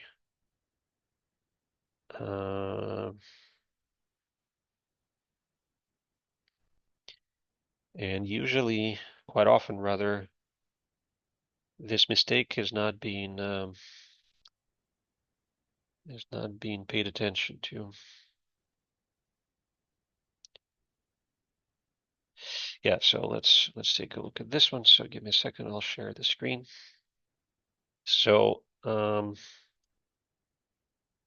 it's actually very important, very common source of errors. I usually show it to my students when I teach the labs, but then I show it also in the lecture for everybody to see. So what we look at here is a simple case. You have some sort of solution, doesn't matter. It's not so much about the application, it's about how we treat the data that we get. So we have some sort of a solution. in this first test tube. And we make a dilution. We perform a dilution. Let me actually zoom in on the screen a little bit more. We make a dilution, 100-fold dilution, as you can see here, into the second test tube. And from this test tube, we perform a spread plate. And as we perform the spread plate, we get a certain number of colonies on the plate. And the goal is usually to recalculate the concentration, I guess, of the culture in the original test tube, in the original solution, based on the plate data. This is basically what you were doing in this lab. What you were doing in this lab, the preservative challenge test, where you were exposing your culture, or you're exposing your product to culture, and then you're exposing it to preservative, which is contained in the product, and you're plating. You're making a bunch of dilutions. You were supposed to do, I guess, 1 in 100 and 1 in 500 dilutions in week 1. And today, this week, rather, you were doing 1 in 10 dilution, if I remember correctly, and then from the product, from your bags of product. And then after that, you would plate it on the medium.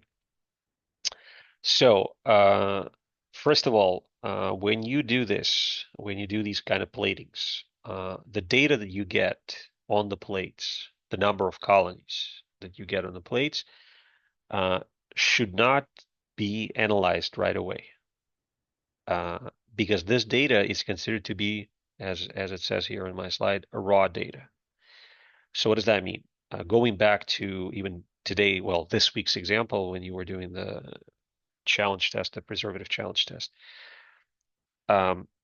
your goal of the lab is to estimate how many cells have survived in your product, right? And the product was kept in the bag.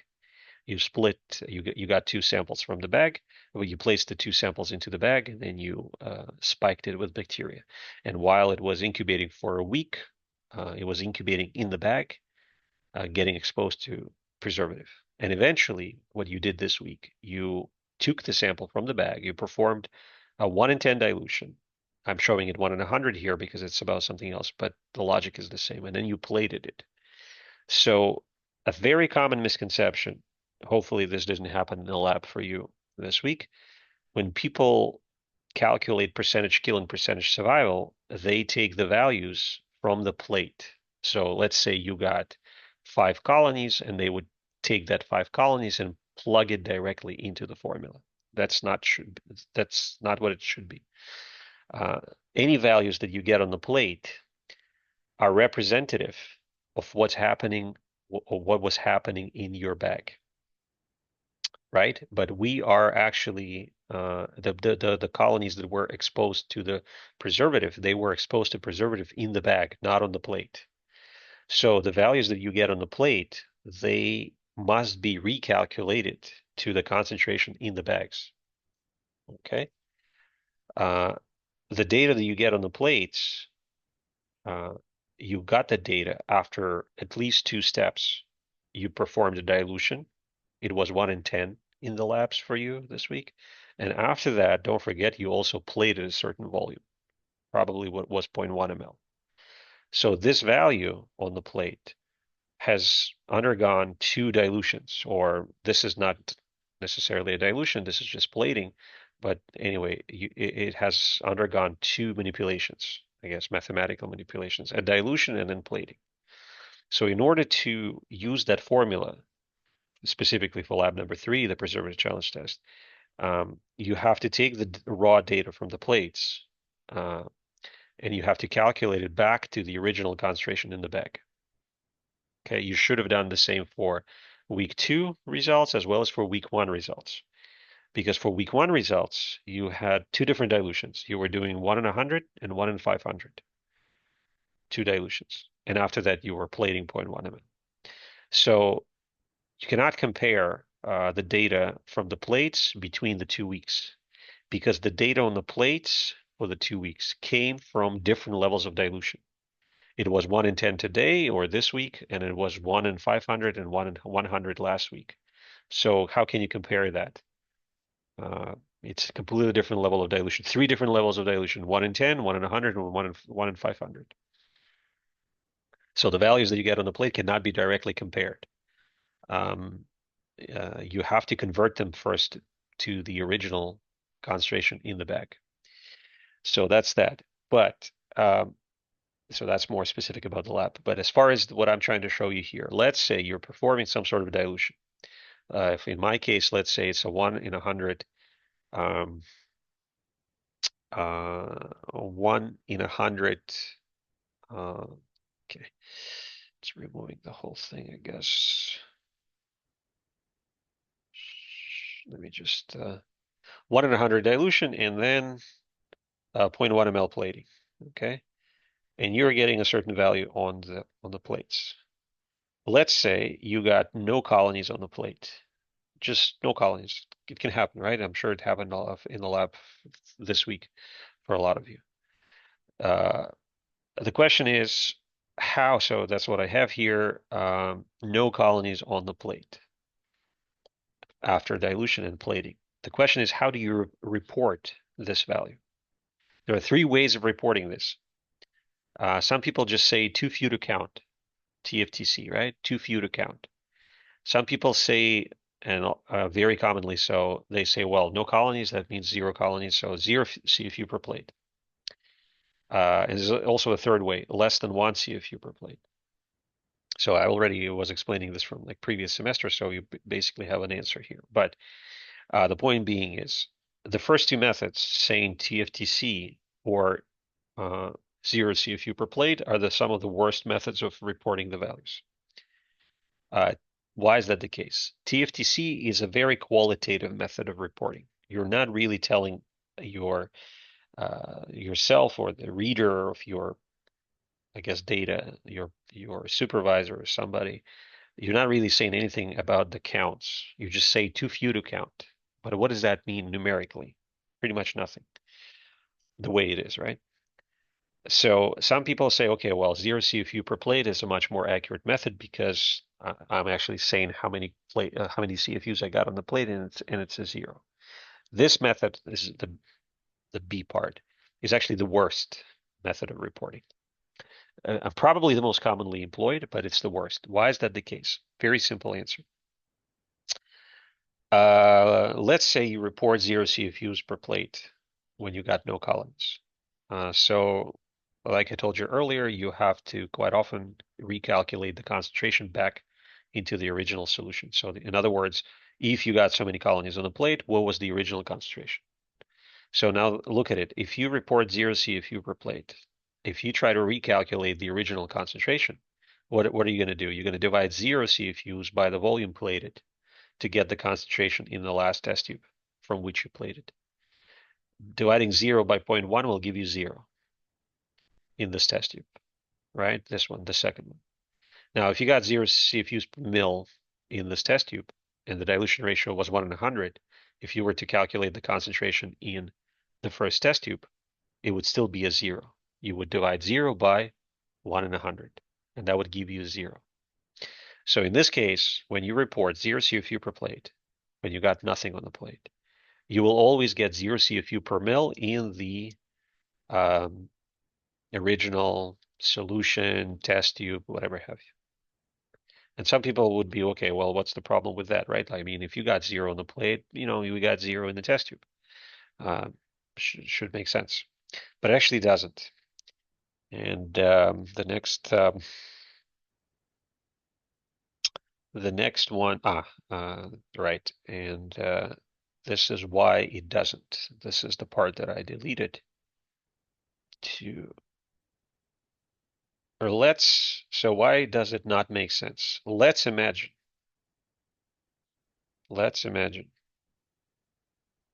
that the concentration of cells in your original test tube, in the first test tube, was 1 CFU per mil. Like somehow we know how much it was, right? Your supervisor gave you a culture that he knew a concentration of or something. Doesn't matter. But we know, somehow we know, it's 1 CFU per mil. So it's a very low concentration, but it's not zero, right? What's important to understand here, it's not actually zero. So if, let's see what's going to happen. If you take this, so the concentration in this first test tube is 1 CFU per mil. If you perform 1 in 100 dilution, let me see if I have these calculations here. Yeah, so see, like this, I was doing the calculations here before. So if you report 0 CFU per plate, concentration in the last test tube is going to be 0 CFU per plate divided by 0.1 mil. It's going to give you 0, and then eventually C initial in the first test tube will be C final, which is 0 divided by 1 in 100, and that still gives you 0. Now, okay, let's actually imagine. Okay, this is a better value. So here at the bottom, yeah, this one, we're going to look at this part here. Yeah, let me just pull it up so you can see it nicely.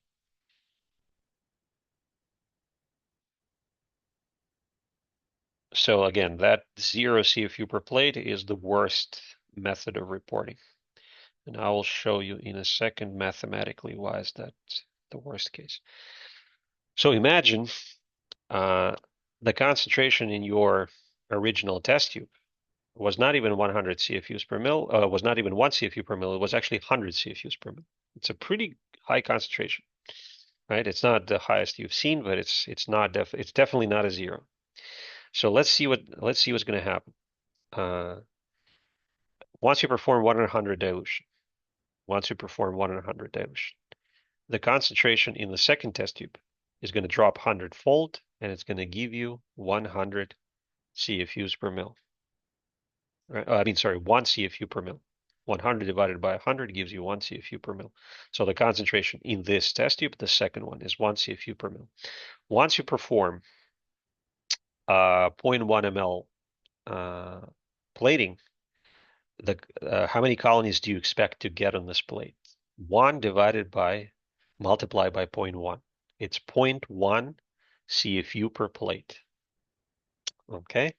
Again, make sure you follow me on this one. 100 CFU per mil in the first test tube, pretty high concentration. Not the highest, but not the lowest. After you perform 1 in 100 dilution, you get 1 CFU per mil here.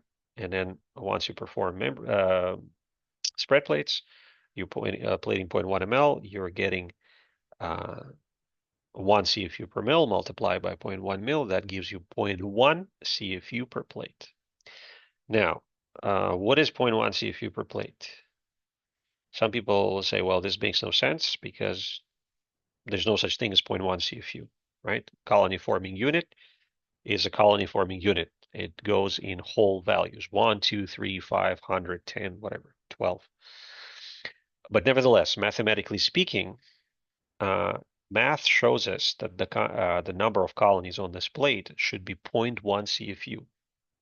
Okay, so what does that mean? And this will directly answer the question why reporting 0 is bad. What does it actually mean? Math, as you understand, is just a language, right?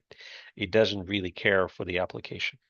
So we know that in microbiological applications, 0.1 CFU makes no sense. It's either 1 or 2 or none, but no such thing as 0.1.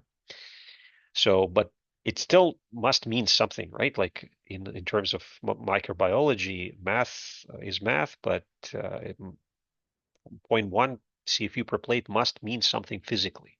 You can't just say it's 0 because it's not, right? But at the same time, you cannot say that it's actually 1 CFU per plate because it's also not that, it's 0.1. So what does that mean in terms of like lab, in terms of the bench? 0.1 CFU per plate.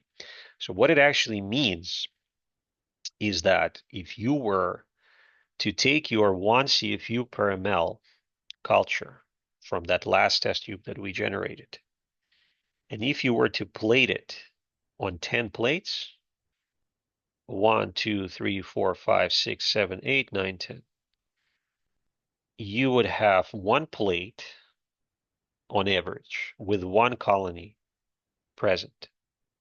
The rest of the plates, the rest 9 of the plates, will have no colonies at all. That's what 0.1 CFU per plate means on the practical level. 1 colony per 10 plates. If you do the math, again, it's going to give you 1 divided by 10. That's your 0.1 CFU per plate. But realistically, in the lab, this doesn't mean that you get 1 decimal of a colony. Obviously, this makes no sense, right? What realistically it means that out of 10 platings, you will have only 1, which will have 1 colony. The rest are going to be empty. So what does that imply in its turn? How often do you plate 10 plates of your solutions? Pretty much never, right? 10 replicates is way too many. So what does that mean? I hope people see where I'm getting with this one by now. That means if you have a low concentration of culture in your solution and you perform platings, since you usually perform maximum 3 platings if you're really good at in your experiment. Sometimes people just go with 1 plate, which is always a bad idea, but sometimes people would go with 3, which is good. But even if you plate 3 plates, look at this figure. There's a very high chance that all of your 3 plates will have no colonies on them, even though the solution that you were using was not sterile. Like it's a low number, but especially for the pharmaceutical industry and applications standpoint of view, 1 CFU per mil is not that low of a concentration. You definitely don't want to be dealing with this level of contamination, or 100 CFUs per mil, as we looked at earlier, right? This is basically a solution after dilution, but the original solution was 100 CFUs per mil. This is actually a very high concentration of contaminants. But again, if you plate only 3 and even 5, if you plate replicates in your experiment, there's a very high chance that you're not going to see anything on these plates, statistically speaking. But that doesn't mean that the solution is clean. The solution is sterile. Clean is simple layman term, but this doesn't mean that the solution you were working with was sterile. It's not. It wasn't. But because of the sampling size and because of the stats, right, distribution of this 1 colony, you don't see this colony. There's a very high chance that you're not going to even notice this colony. And therefore, if you were to report by looking at these 3 plates, if you were to report 0, that would bring all your values to 0. This product concentration, instead of 100 CFUs per mil, you would have reported 0 CFUs per mil. But as I just showed you, this product can be actually pretty heavily contaminated, 100 CFUs per mil. And because of all these steps, dilutions and platings, and because of the sample size, you may not notice this level of contamination. You may completely skip this level of contamination if you reported 0, because 0 would translate into 0 CFUs per mil in the original product. And this has nothing to do with actual level of contamination. So for that reason, whenever you get no colonies on your plates, never report 0, so you don't fall into this kind of an error. Instead of reporting 0, you should be reporting, as I said here earlier, less than 1 CFU per plate. So less than 1 means it's not 1, right? Because you don't see any. But you don't, at the same time, you don't want to say that it's 0. So that's a mathematical way of properly reporting such kind of data. And if you were to use less than 1 CFU per plate as your answer, if you were to use this in your calculations, I should have it somewhere right here, part C, this one here. If you report less than 1 CFU per plate, then the concentration in the last test tube would have been less than 1 CFU divided by 0.1 mil. That would give you less than 10 CFUs per mil, right? Dividing 1 by 0.1 and then just not forgetting the sign, less than 10 CFUs per mil. And then ultimately, you take into consideration the level of dilution, which was 1 in 100. Less than 1 gets divided by 1 in 100, gives you the answer of less than 1,000 CFUs per mil. Now, this value, less than 1,000 CFUs per mil, doesn't tell you exactly how many cells you have. right? It tells you less than 1,000. Could be 900, could be 800, could be 600, could be 100. But at least it tells you and tells your whatever supervisors, whoever you're working with, that the original solution that you were plating is not necessarily free of contamination. It could be contaminated still, but we don't know exactly how many cells that it is contaminated with. Is it one cell? Because one cell, one CFU per mil would still be less than 1,000. Or is it 1,000 or like 999 CFUs per mil? It could be anywhere in that range, but doesn't matter in this case. What it matters is that you show when you report such a value, you show the reader that the value is not zero.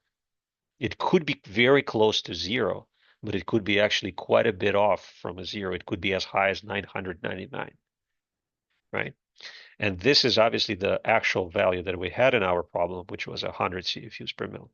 This value, the less than 1,000, safely covers the 100 CFUs per mil. So whoever reads this result has an understanding that we're not certain. Our method has limitations. That's why we're not getting the exact value, but at least we know that it's not zero.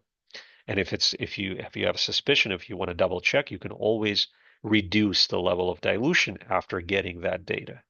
You can reduce the level of dilution here from 1 in 100 to, let's say, 1 in 5. And that would give you much higher number of colonies on the plate, and which will help you establish the actual value. So that's what it looks like, the difference between reporting no colonies on the plate as a zero versus less than one. Tiny difference, you would imagine, right? But it actually makes a huge difference. So make sure you know that this has a lot of application in the in the real world out there, outside of college, so to say. Never report no colonies on the plate as zero. It's quite often, a way into a big mistake. Less than one, always less than one. And then if people don't like this kind of an answer, you can always reduce the level of dilution. So you reduce it, you dilute it less than 100, and that way, if you reduce it less, you will get actually higher number of colonies on this plate, which will be countable and which will be reportable, and which will be most likely very close to this value. Make sense? So keep that in mind. This is a very important consideration you need to know, because very often people report zero CFU per plate when they get no colonies, and that is just asking for a disaster. And this is why this is happening. I gave you like breakdown, basically statistical breakdown, what it will look like. 10 plates, only one colony on one of them, but you don't see all 10. You only see a couple of them, usually when you plate. One or three or five, even five. With five, you have a 50% chance of catching that colony. But five replicates, people usually don't do that. Usually do three at best. And as you can see, it's not guaranteed that you're going to have the three with the colony. You can have any other three that don't have any colonies. And this way you will overlook your results, overlook your level of contamination. So that's clear, right? Everybody got the point here. Alrighty, so now on to the last part, which is our MPN. It will take us a little bit. Not that complicated. You just gotta, with the MPN, you gotta carefully follow the logic. Everything is recorded. Just speaking from the experience, people will still have a lot of questions after the explanation. Just go over the recording, like for the MPN specifically, go over the recording multiple times. I'm giving you like the main rules, how to approach it. You just got to carefully analyze it as per my explanation, as per the rules that I'm using, and you'll get to the answer. So so the MPN, most probable number. What is that technique about? It's basically another technique, just like any of them, used to estimate the counts of bacteria or microorganisms in general when the counts are expected to be very low. anywhere between 1 and 100 microorganisms per mil. So in those in that range, when you use spread plates and pour plates, especially if the product gets diluted prior to plating, there's a very good chance that you're going to run into the same problem that I just showed you, that you don't see any colonies on the plate. So one technique that allows you to avoid this and streamline the whole process is the MPN. So this technique, um, using this technique, you just dilute your contaminated product to extinction. So you keep diluting it more and more until you see no growth in your test tubes. And then by looking at multiple test tubes, you inoculate your product in multiple test tubes. And then you will, when you look at those test tubes, by looking at the positive results, you can, based on the stats, you can draw a conclusion about the most likely level of concentration of cells in your solution. So you probably have done this before, so you know what I'm talking about. It's just like I said, the interpretation of the results where people usually make a mistake. So let's look at this table. Um, Again, I will explain how this setup is made. So you have a product. Very commonly, this technique is very commonly employed for food products. You have a food product. The food product is potentially contaminated with bacteria. That food product has a very, complex texture and whatnot. So spread plates and pour plates are not necessarily the best ways of estimating the concentration. So what you do is you take 5 dilutions of your product. In this case, these dilutions are kind of demarcated by the masses: 10 grams, 1 gram, 0.1, 0.01, 0.001. So what they do is they prepare 5 dilutions of the product uh, in a series of tenfold serial tenfold dilutions, 10 grams per tube in the first one, 10 times less than that, which would make it 1 gram in the second tube, even 10 times less, 0.1 gram in the third tube, 0.01 and 0.01. Okay, so you take 5 test tubes and you inoculate it with these masses. And for each of the masses, you don't you take 5 copies, 5 replicates. So you would have 5 test tubes with 10 grams of the product, 5 test tubes with 1 gram of the product, 5 with 0.1, 5 with 0.1, and 5 with 0.001. So in total, you would have 25 test tubes, 5 sets by 5. Okay. And then you would inoculate it with these masses, respective masses of your product. And then you would let it incubate. Because the product is contaminated, it will give growth, but it will give growth only in the test tubes where there is sufficient level of contamination. So for the test tubes with 10 grams and 1 grams, you're probably going to get growth in those test tubes. But as you dilute your product, dilute your sample more and more, the concentration of the culture drops, and therefore the chances of you getting growth in the media obviously drops. So eventually, as you dilute your products more, you will start seeing the test tubes. You will start seeing the sets of 5 with no growth in them whatsoever. That's what these values are referring to. In this table, the values are representing the number of positive test tubes with growth. Positive here means growth out of set of 5. So for example A, this result 41000 means that out of 5 test tubes that had 10 grams of the product, 4 were positive for growth. So the culture grew in there. Out of 5 test tubes with 1 gram of product, only 1 had growth. That's what this one is about. And for the other 3 sets of 5, for 0.1 gram, for 0.01 gram, and 0.001 gram, you had no test tubes, 0 out of 5 with positive growth. Okay. For the second set, Same logic. 5 out of 5 had growth, 5 out of 5 had growth for this mass, 1 out of 5 had growth, and then the last two had no growth in each of the sets of 5. That's how you read these results. And again, this is a revision. I'm sure you should remember this from other courses. So this method, like I said, is based on the stats. There's pretty complicated, actually, mathematical statistical calculations behind this, but the idea is, the overall idea is that using this method, this approach, you look at these results, you analyze them in a specific way, and this is I will show you today, and you can get a pretty reliable concentration of your culture based on these results, just by looking at the mere distribution of positive test tubes. You can tell what is the concentration of your contaminant in your sample. That's the idea behind the method. Okay.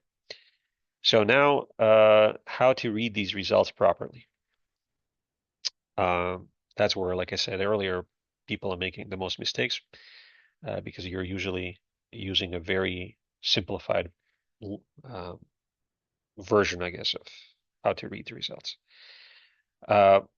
So we're going to look at 6 examples, A, B, C, D, E, F. These are just 6 different examples. We're going to be looking at sets of 5, like I told you earlier. These values represent the number of positive test tubes. Before the results can be analyzed, you have to generate a so-called MPN number, right?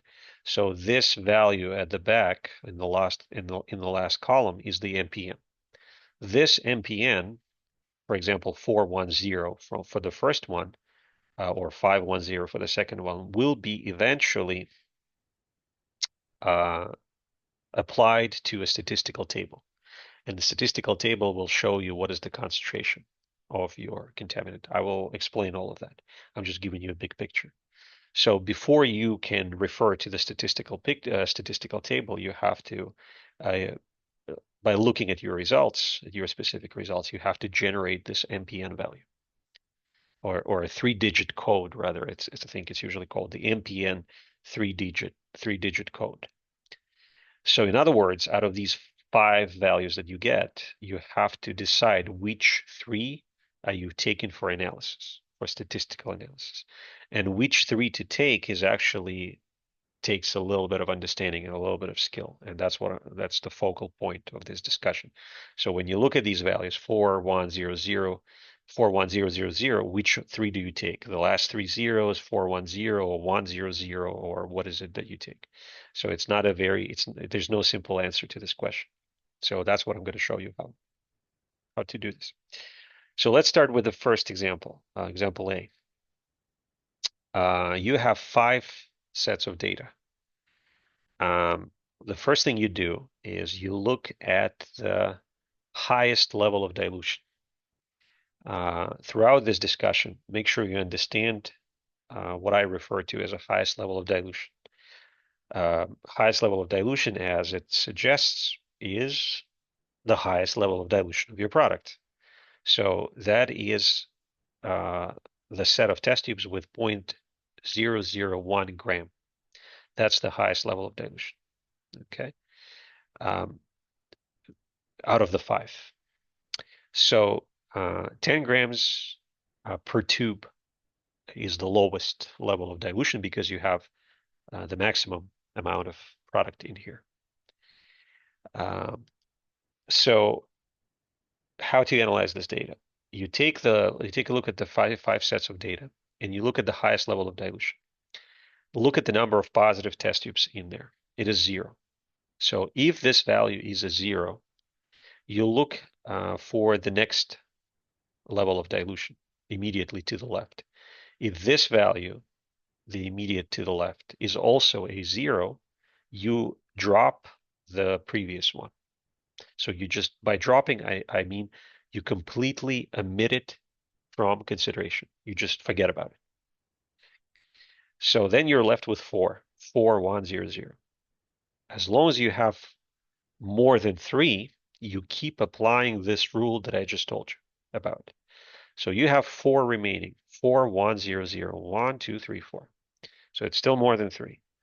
So now your highest level of dilution for these four is this, the 0.01 result. It is also a zero. And now apply the same logic.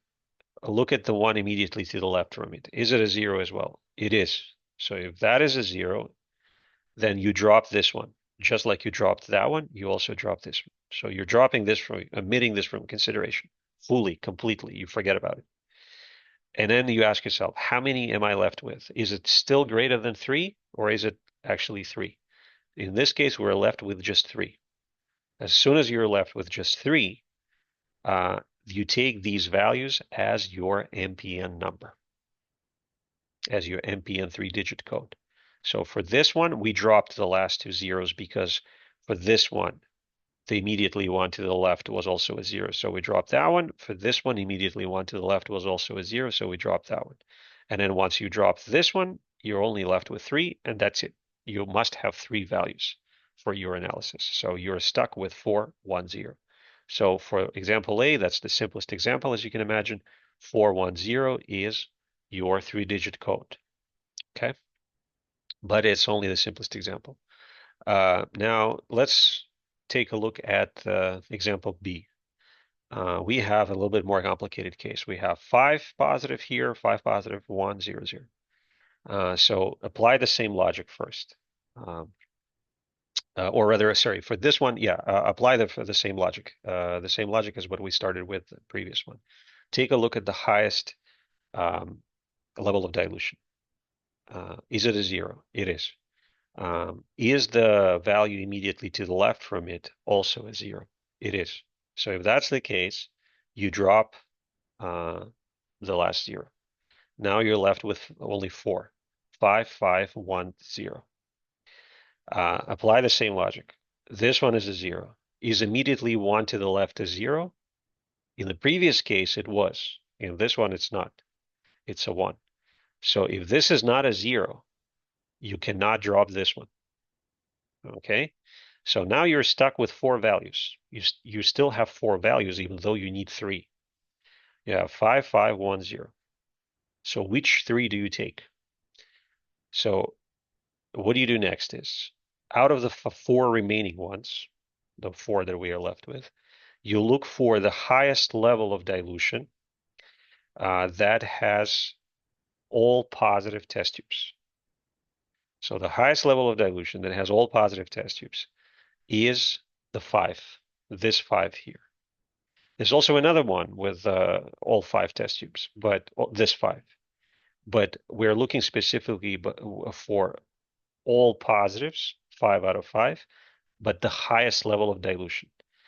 Out of these two, the highest level of dilution obviously is 1 gram.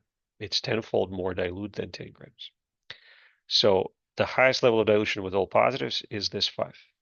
Now, the next question you ask, is this 5 that we just found a part of the highest 3 remaining levels of dilution? We have 4 of them remaining, right? 5, 5, 1, 0. The highest 3 remaining would be this one, where my arrow is, this one, and that one. The highest 3 levels of dilution. This is being the highest, this is being the next highest, this is being the next highest.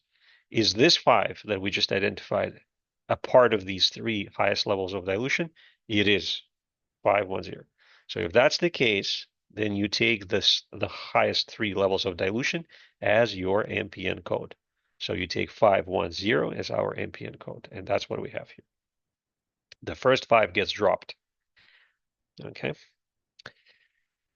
So the next example, example C, we have even more complicated case. 4, 5, 4, 5, 1. So what do you do in this case? Do you have any zeros in this case? You don't, right? There's in the previous examples we had the zeros. In this case, we don't have any zeros whatsoever. So same logic. We're not dropping anything. No zeros can be dropped because no zeros exist in this one. So the next question you ask yourself, what is the highest level of dilution that has all 5 positive test tubes. This would be this one here, 0.01. Highest level of dilution. There's also this 5, but this 5 has a higher level of dilution. So the highest level of dilution with all positive 5s, all 5 positives, is this one, this 5. Is this 5, you're asking the third question that we're doing it in here. Is this 5 a part of the 3 highest remaining levels of dilution? The highest 3 levels of dilution remaining are this one, and that one. Is 5 a part of this? It is. So that means we're keeping these 3 highest level of dilutions as for our MPN code. And therefore, MPN code is 451. 451. The first 2 are being dropped. Example D, even more complicated. Same logic. First question you ask, question 1. Do we have any zeros? We don't. Okay, just like we didn't have any zeros in example C. Okay, if we don't have any zeros, we cannot drop anything. The next question, highest level of dilution with all 5 positive test tubes. In our case, the only level of dilution with all five positive test tubes is this one. There's no other to consider. So this 5. Good. The next question, is this 5 a part of the highest 3 remaining levels of dilution? The highest 3 remaining levels of dilution are this one, 1, 3, 4. 5 is not a part of that. It was a part of the last 3 remaining in example C, in example B, but it's actually not a part of the last 3 remaining in example D. 4, 3, 1 are the highest remaining. So what do we do in this case? We take from this 5, we take the next 2, we take the next 2 highest level of dilutions. That would be 4 and 3. We take these values as our MPNs, but for the third value of the MPN code, we don't just automatically assign 1. We assign a sum of all other dilutions remaining, a sum of all positives of all dilutions remaining. In our particular case, the only value remaining is this 1. So this 1 will be the only value, will make it into the third digit of a 3-digit code. So the value would be 4, 3, and then 1 as the last one. In example E, this new rule that I just introduced will get actually put to use. In example E, we ask ourselves, any zeros at the highest level of dilution? No, we have a 0 here, but it's not a highest level of dilution, so we're not dropping anything. Okay. The next question, the highest level of dilution with all positive test tubes. In this case, for the first time, we don't have any levels of dilution with all positive test tubes. So what the rule tells you is, if there's no dilution with all positives, what you do is you take the highest, or the lowest rather, the lowest 2 levels of dilution. The lowest 2 level of dilution would be 10 and 1 gram. The lowest level of dilution, therefore the highest mass. So you take 4, 3 as your first 3-digit code. And for the third value, you assign a sum of all the positives that follow the second one. Just like here, I told you 4, 3, and then there would have been a sum of everything else. In this case, it was only 1, so we ended up getting only 1. But in this case, it is 4, 3, but also as for the third value, the sum of everything, all the positives that are remaining. And that would be 0 plus 1 plus 1. Not just a 0, not just 1, but a sum of all of these remaining. And therefore, the third digit becomes 2, because it's 0 plus 1 plus 1, that's 2. That's why the answer for this one is 4, 3, 2, the combination of all of these. Okay? Last case. We're almost done. Last case. The most weird case. Same logic, same 3 or 4 rules that I've been saying for the past 10 minutes. Do we have any zeros at the highest level of dilution? We don't. So we're not dropping anything. Okay.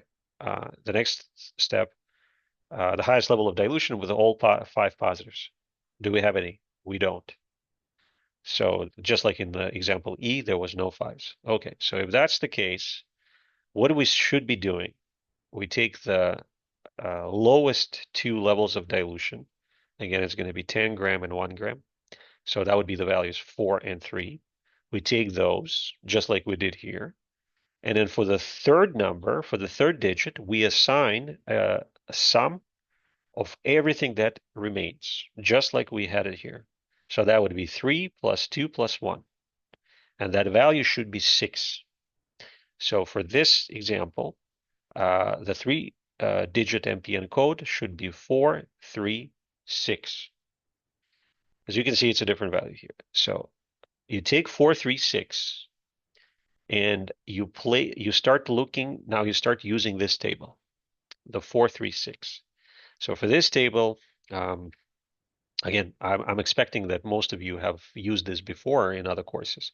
So at least you know what to look for. So in this table, you have these combinations, 3-digit code combinations. You just have to find yours, the one that you figured out for your case, and then you have to read this MPN per gram value.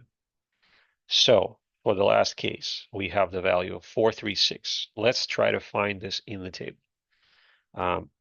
We have 402, 422, and then there we go, 430, 431, 432, and that's it. There's no such thing as 436. So what does that mean? That means that the MPN value that we generated, or the 3-digit code rather that we generated, is not valid. That means something is really off about this setup.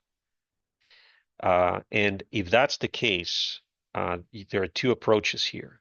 If your MPN code cannot be found in the table, one approach is what they assumed in this case. Then you scrape all your assumptions or all your, I guess, calculations for this case, and instead of 436, you just take the highest 3 levels of dilution, and that's what they did here. They took 3, 2, 1. Even a better approach would be what I would suggest doing if you have time in the lab for this. If you generated a 3-digit code that you cannot find in the table, you scrape all your results and you re-inoculate everything. If you cannot find the digit code, the MPN code in the table, that means you made a mistake somewhere in your dilutions. And 436, even before we start looking in the table, you can kind of tell there's something wrong with it. How do I know that? Remember that we are performing serial dilutions to extinction. So we progressively dilute the culture, dilute the product more and more, right? 10 grams, 1 gram, 1.1 grams. So what does that mean? That means the number of positive test tubes should be dropping as you go from left to right because you dilute the product, therefore you dilute your contaminant, right? But in this case, in case F, you have initially reduction of number of positives, 4, 3, and then all of a sudden the last value is 6. So you keep diluting your culture, you keep diluting your product, but all of a sudden you're getting more positives than you had for more concentrated product. That makes no sense. It's like you do dilutions of your culture, and then your concentration goes 10,000 CFUs per mil, 1,000 CFUs per mil, 100 CFUs per mil, and then boom, a million CFUs per mil. It doesn't make sense. Why would all of a sudden you're getting a million CFUs per mil when you keep diluting the culture more and more? So you got to be you must be making some sort of a dilution error. So the same deal here. The MPN values should be gradually decreasing from whatever value you got, 4 or 5, sometimes maybe 3, all the way to a 0 at some point, or maybe to like a 1. But it should be a gradual decrease. Like sometimes see as here it kind of jumps up. That can happen.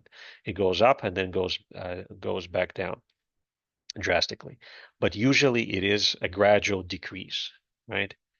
Um, 451 is fine, but if you had something like, for example, um, I don't know, something like 4-1,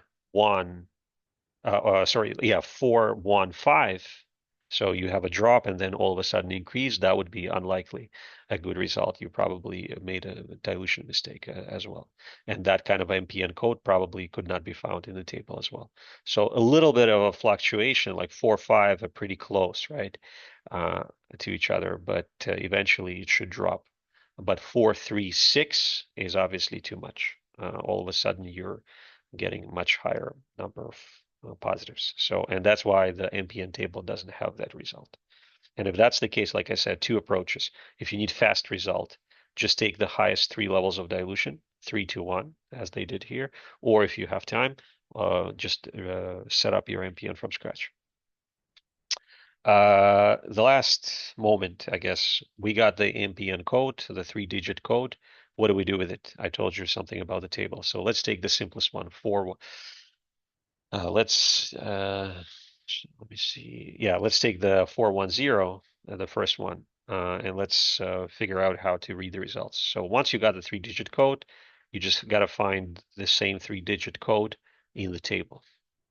As it says here, positive test tubes, 410 is what we got for the first one, and then it shows you here. It means that if you got this result, the concentration is 17 CFUs per gram, with the confidence interval 6 and 40. So anywhere between this, with 17 being most likely the value. 17 CFUs, most probable value, right, per gram. So the sample that would have this kind of a distribution would have most likely this level of contamination. But one very last step.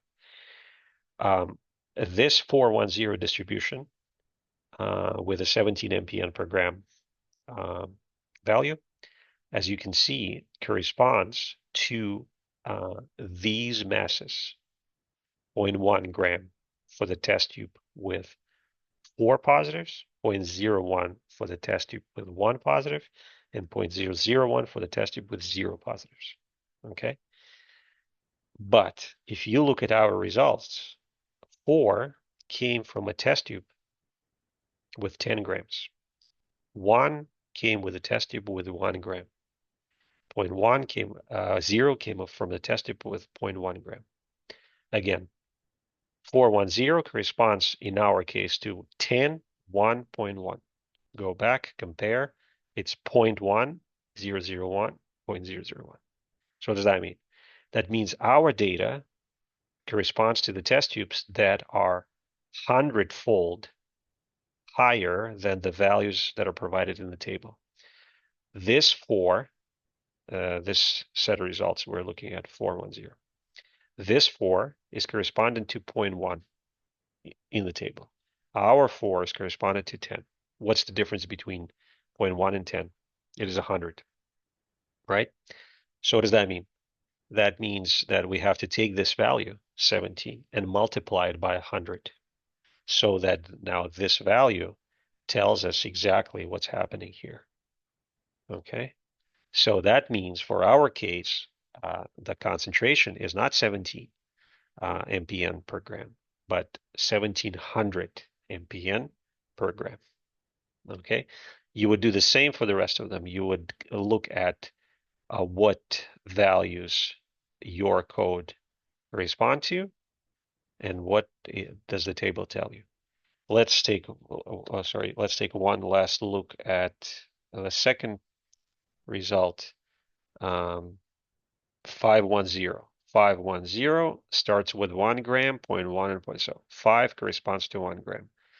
If you look at the table, 510 gives you 33 MPN, but 5 corresponds to 0.1 gram, right? 510 corresponds to 0.1 gram. In our case, it was 1 gram. So what's the difference? Tenfold. So that means you take this data, 33 MPN, and multiply it by 10. So your answer would be, for this case, be 330 MPN per gram. Okay. So that's pretty much it. That's the whole technique. I know it's a lot, but that's the way MPN data should be properly analyzed. There's more. You can find all the same explanations on the FDA website. Um, the same what I told you. Uh, it's the table is taken from the FDA website as well. But yeah, if you must know this for the second midterm, obviously.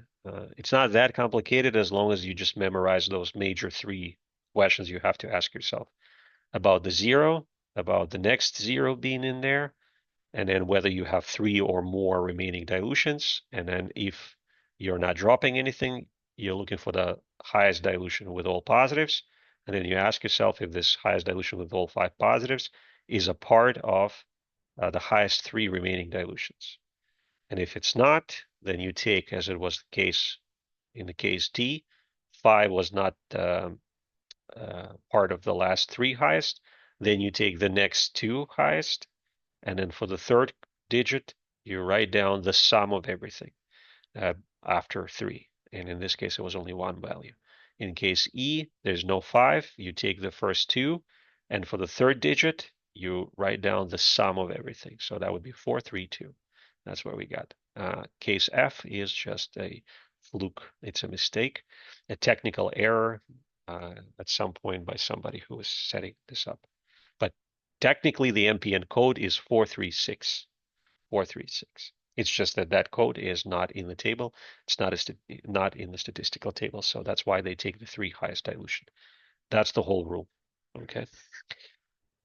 Alrighty, so that's going to be it for today. We're a bit 20 minutes early, but so yeah, study this for the next midterm. Like I said, we'll be back next week. No lecture, reading week. We'll be back next week, so 2 weeks from now. I'll make the calculation problems, the second set available. Try it yourself. The second midterm will have very similar calculation problems. I would even say they're pretty much the same, just the values are different. The actual numbers are different. But as far as the type of questions are going to be pretty much the same. So there's no reason for you not to score better on that test. Okay. Alrighty, guys. So that's it. Have a good break. I'll talk to you in 2 weeks, and have a good weekend. See ya.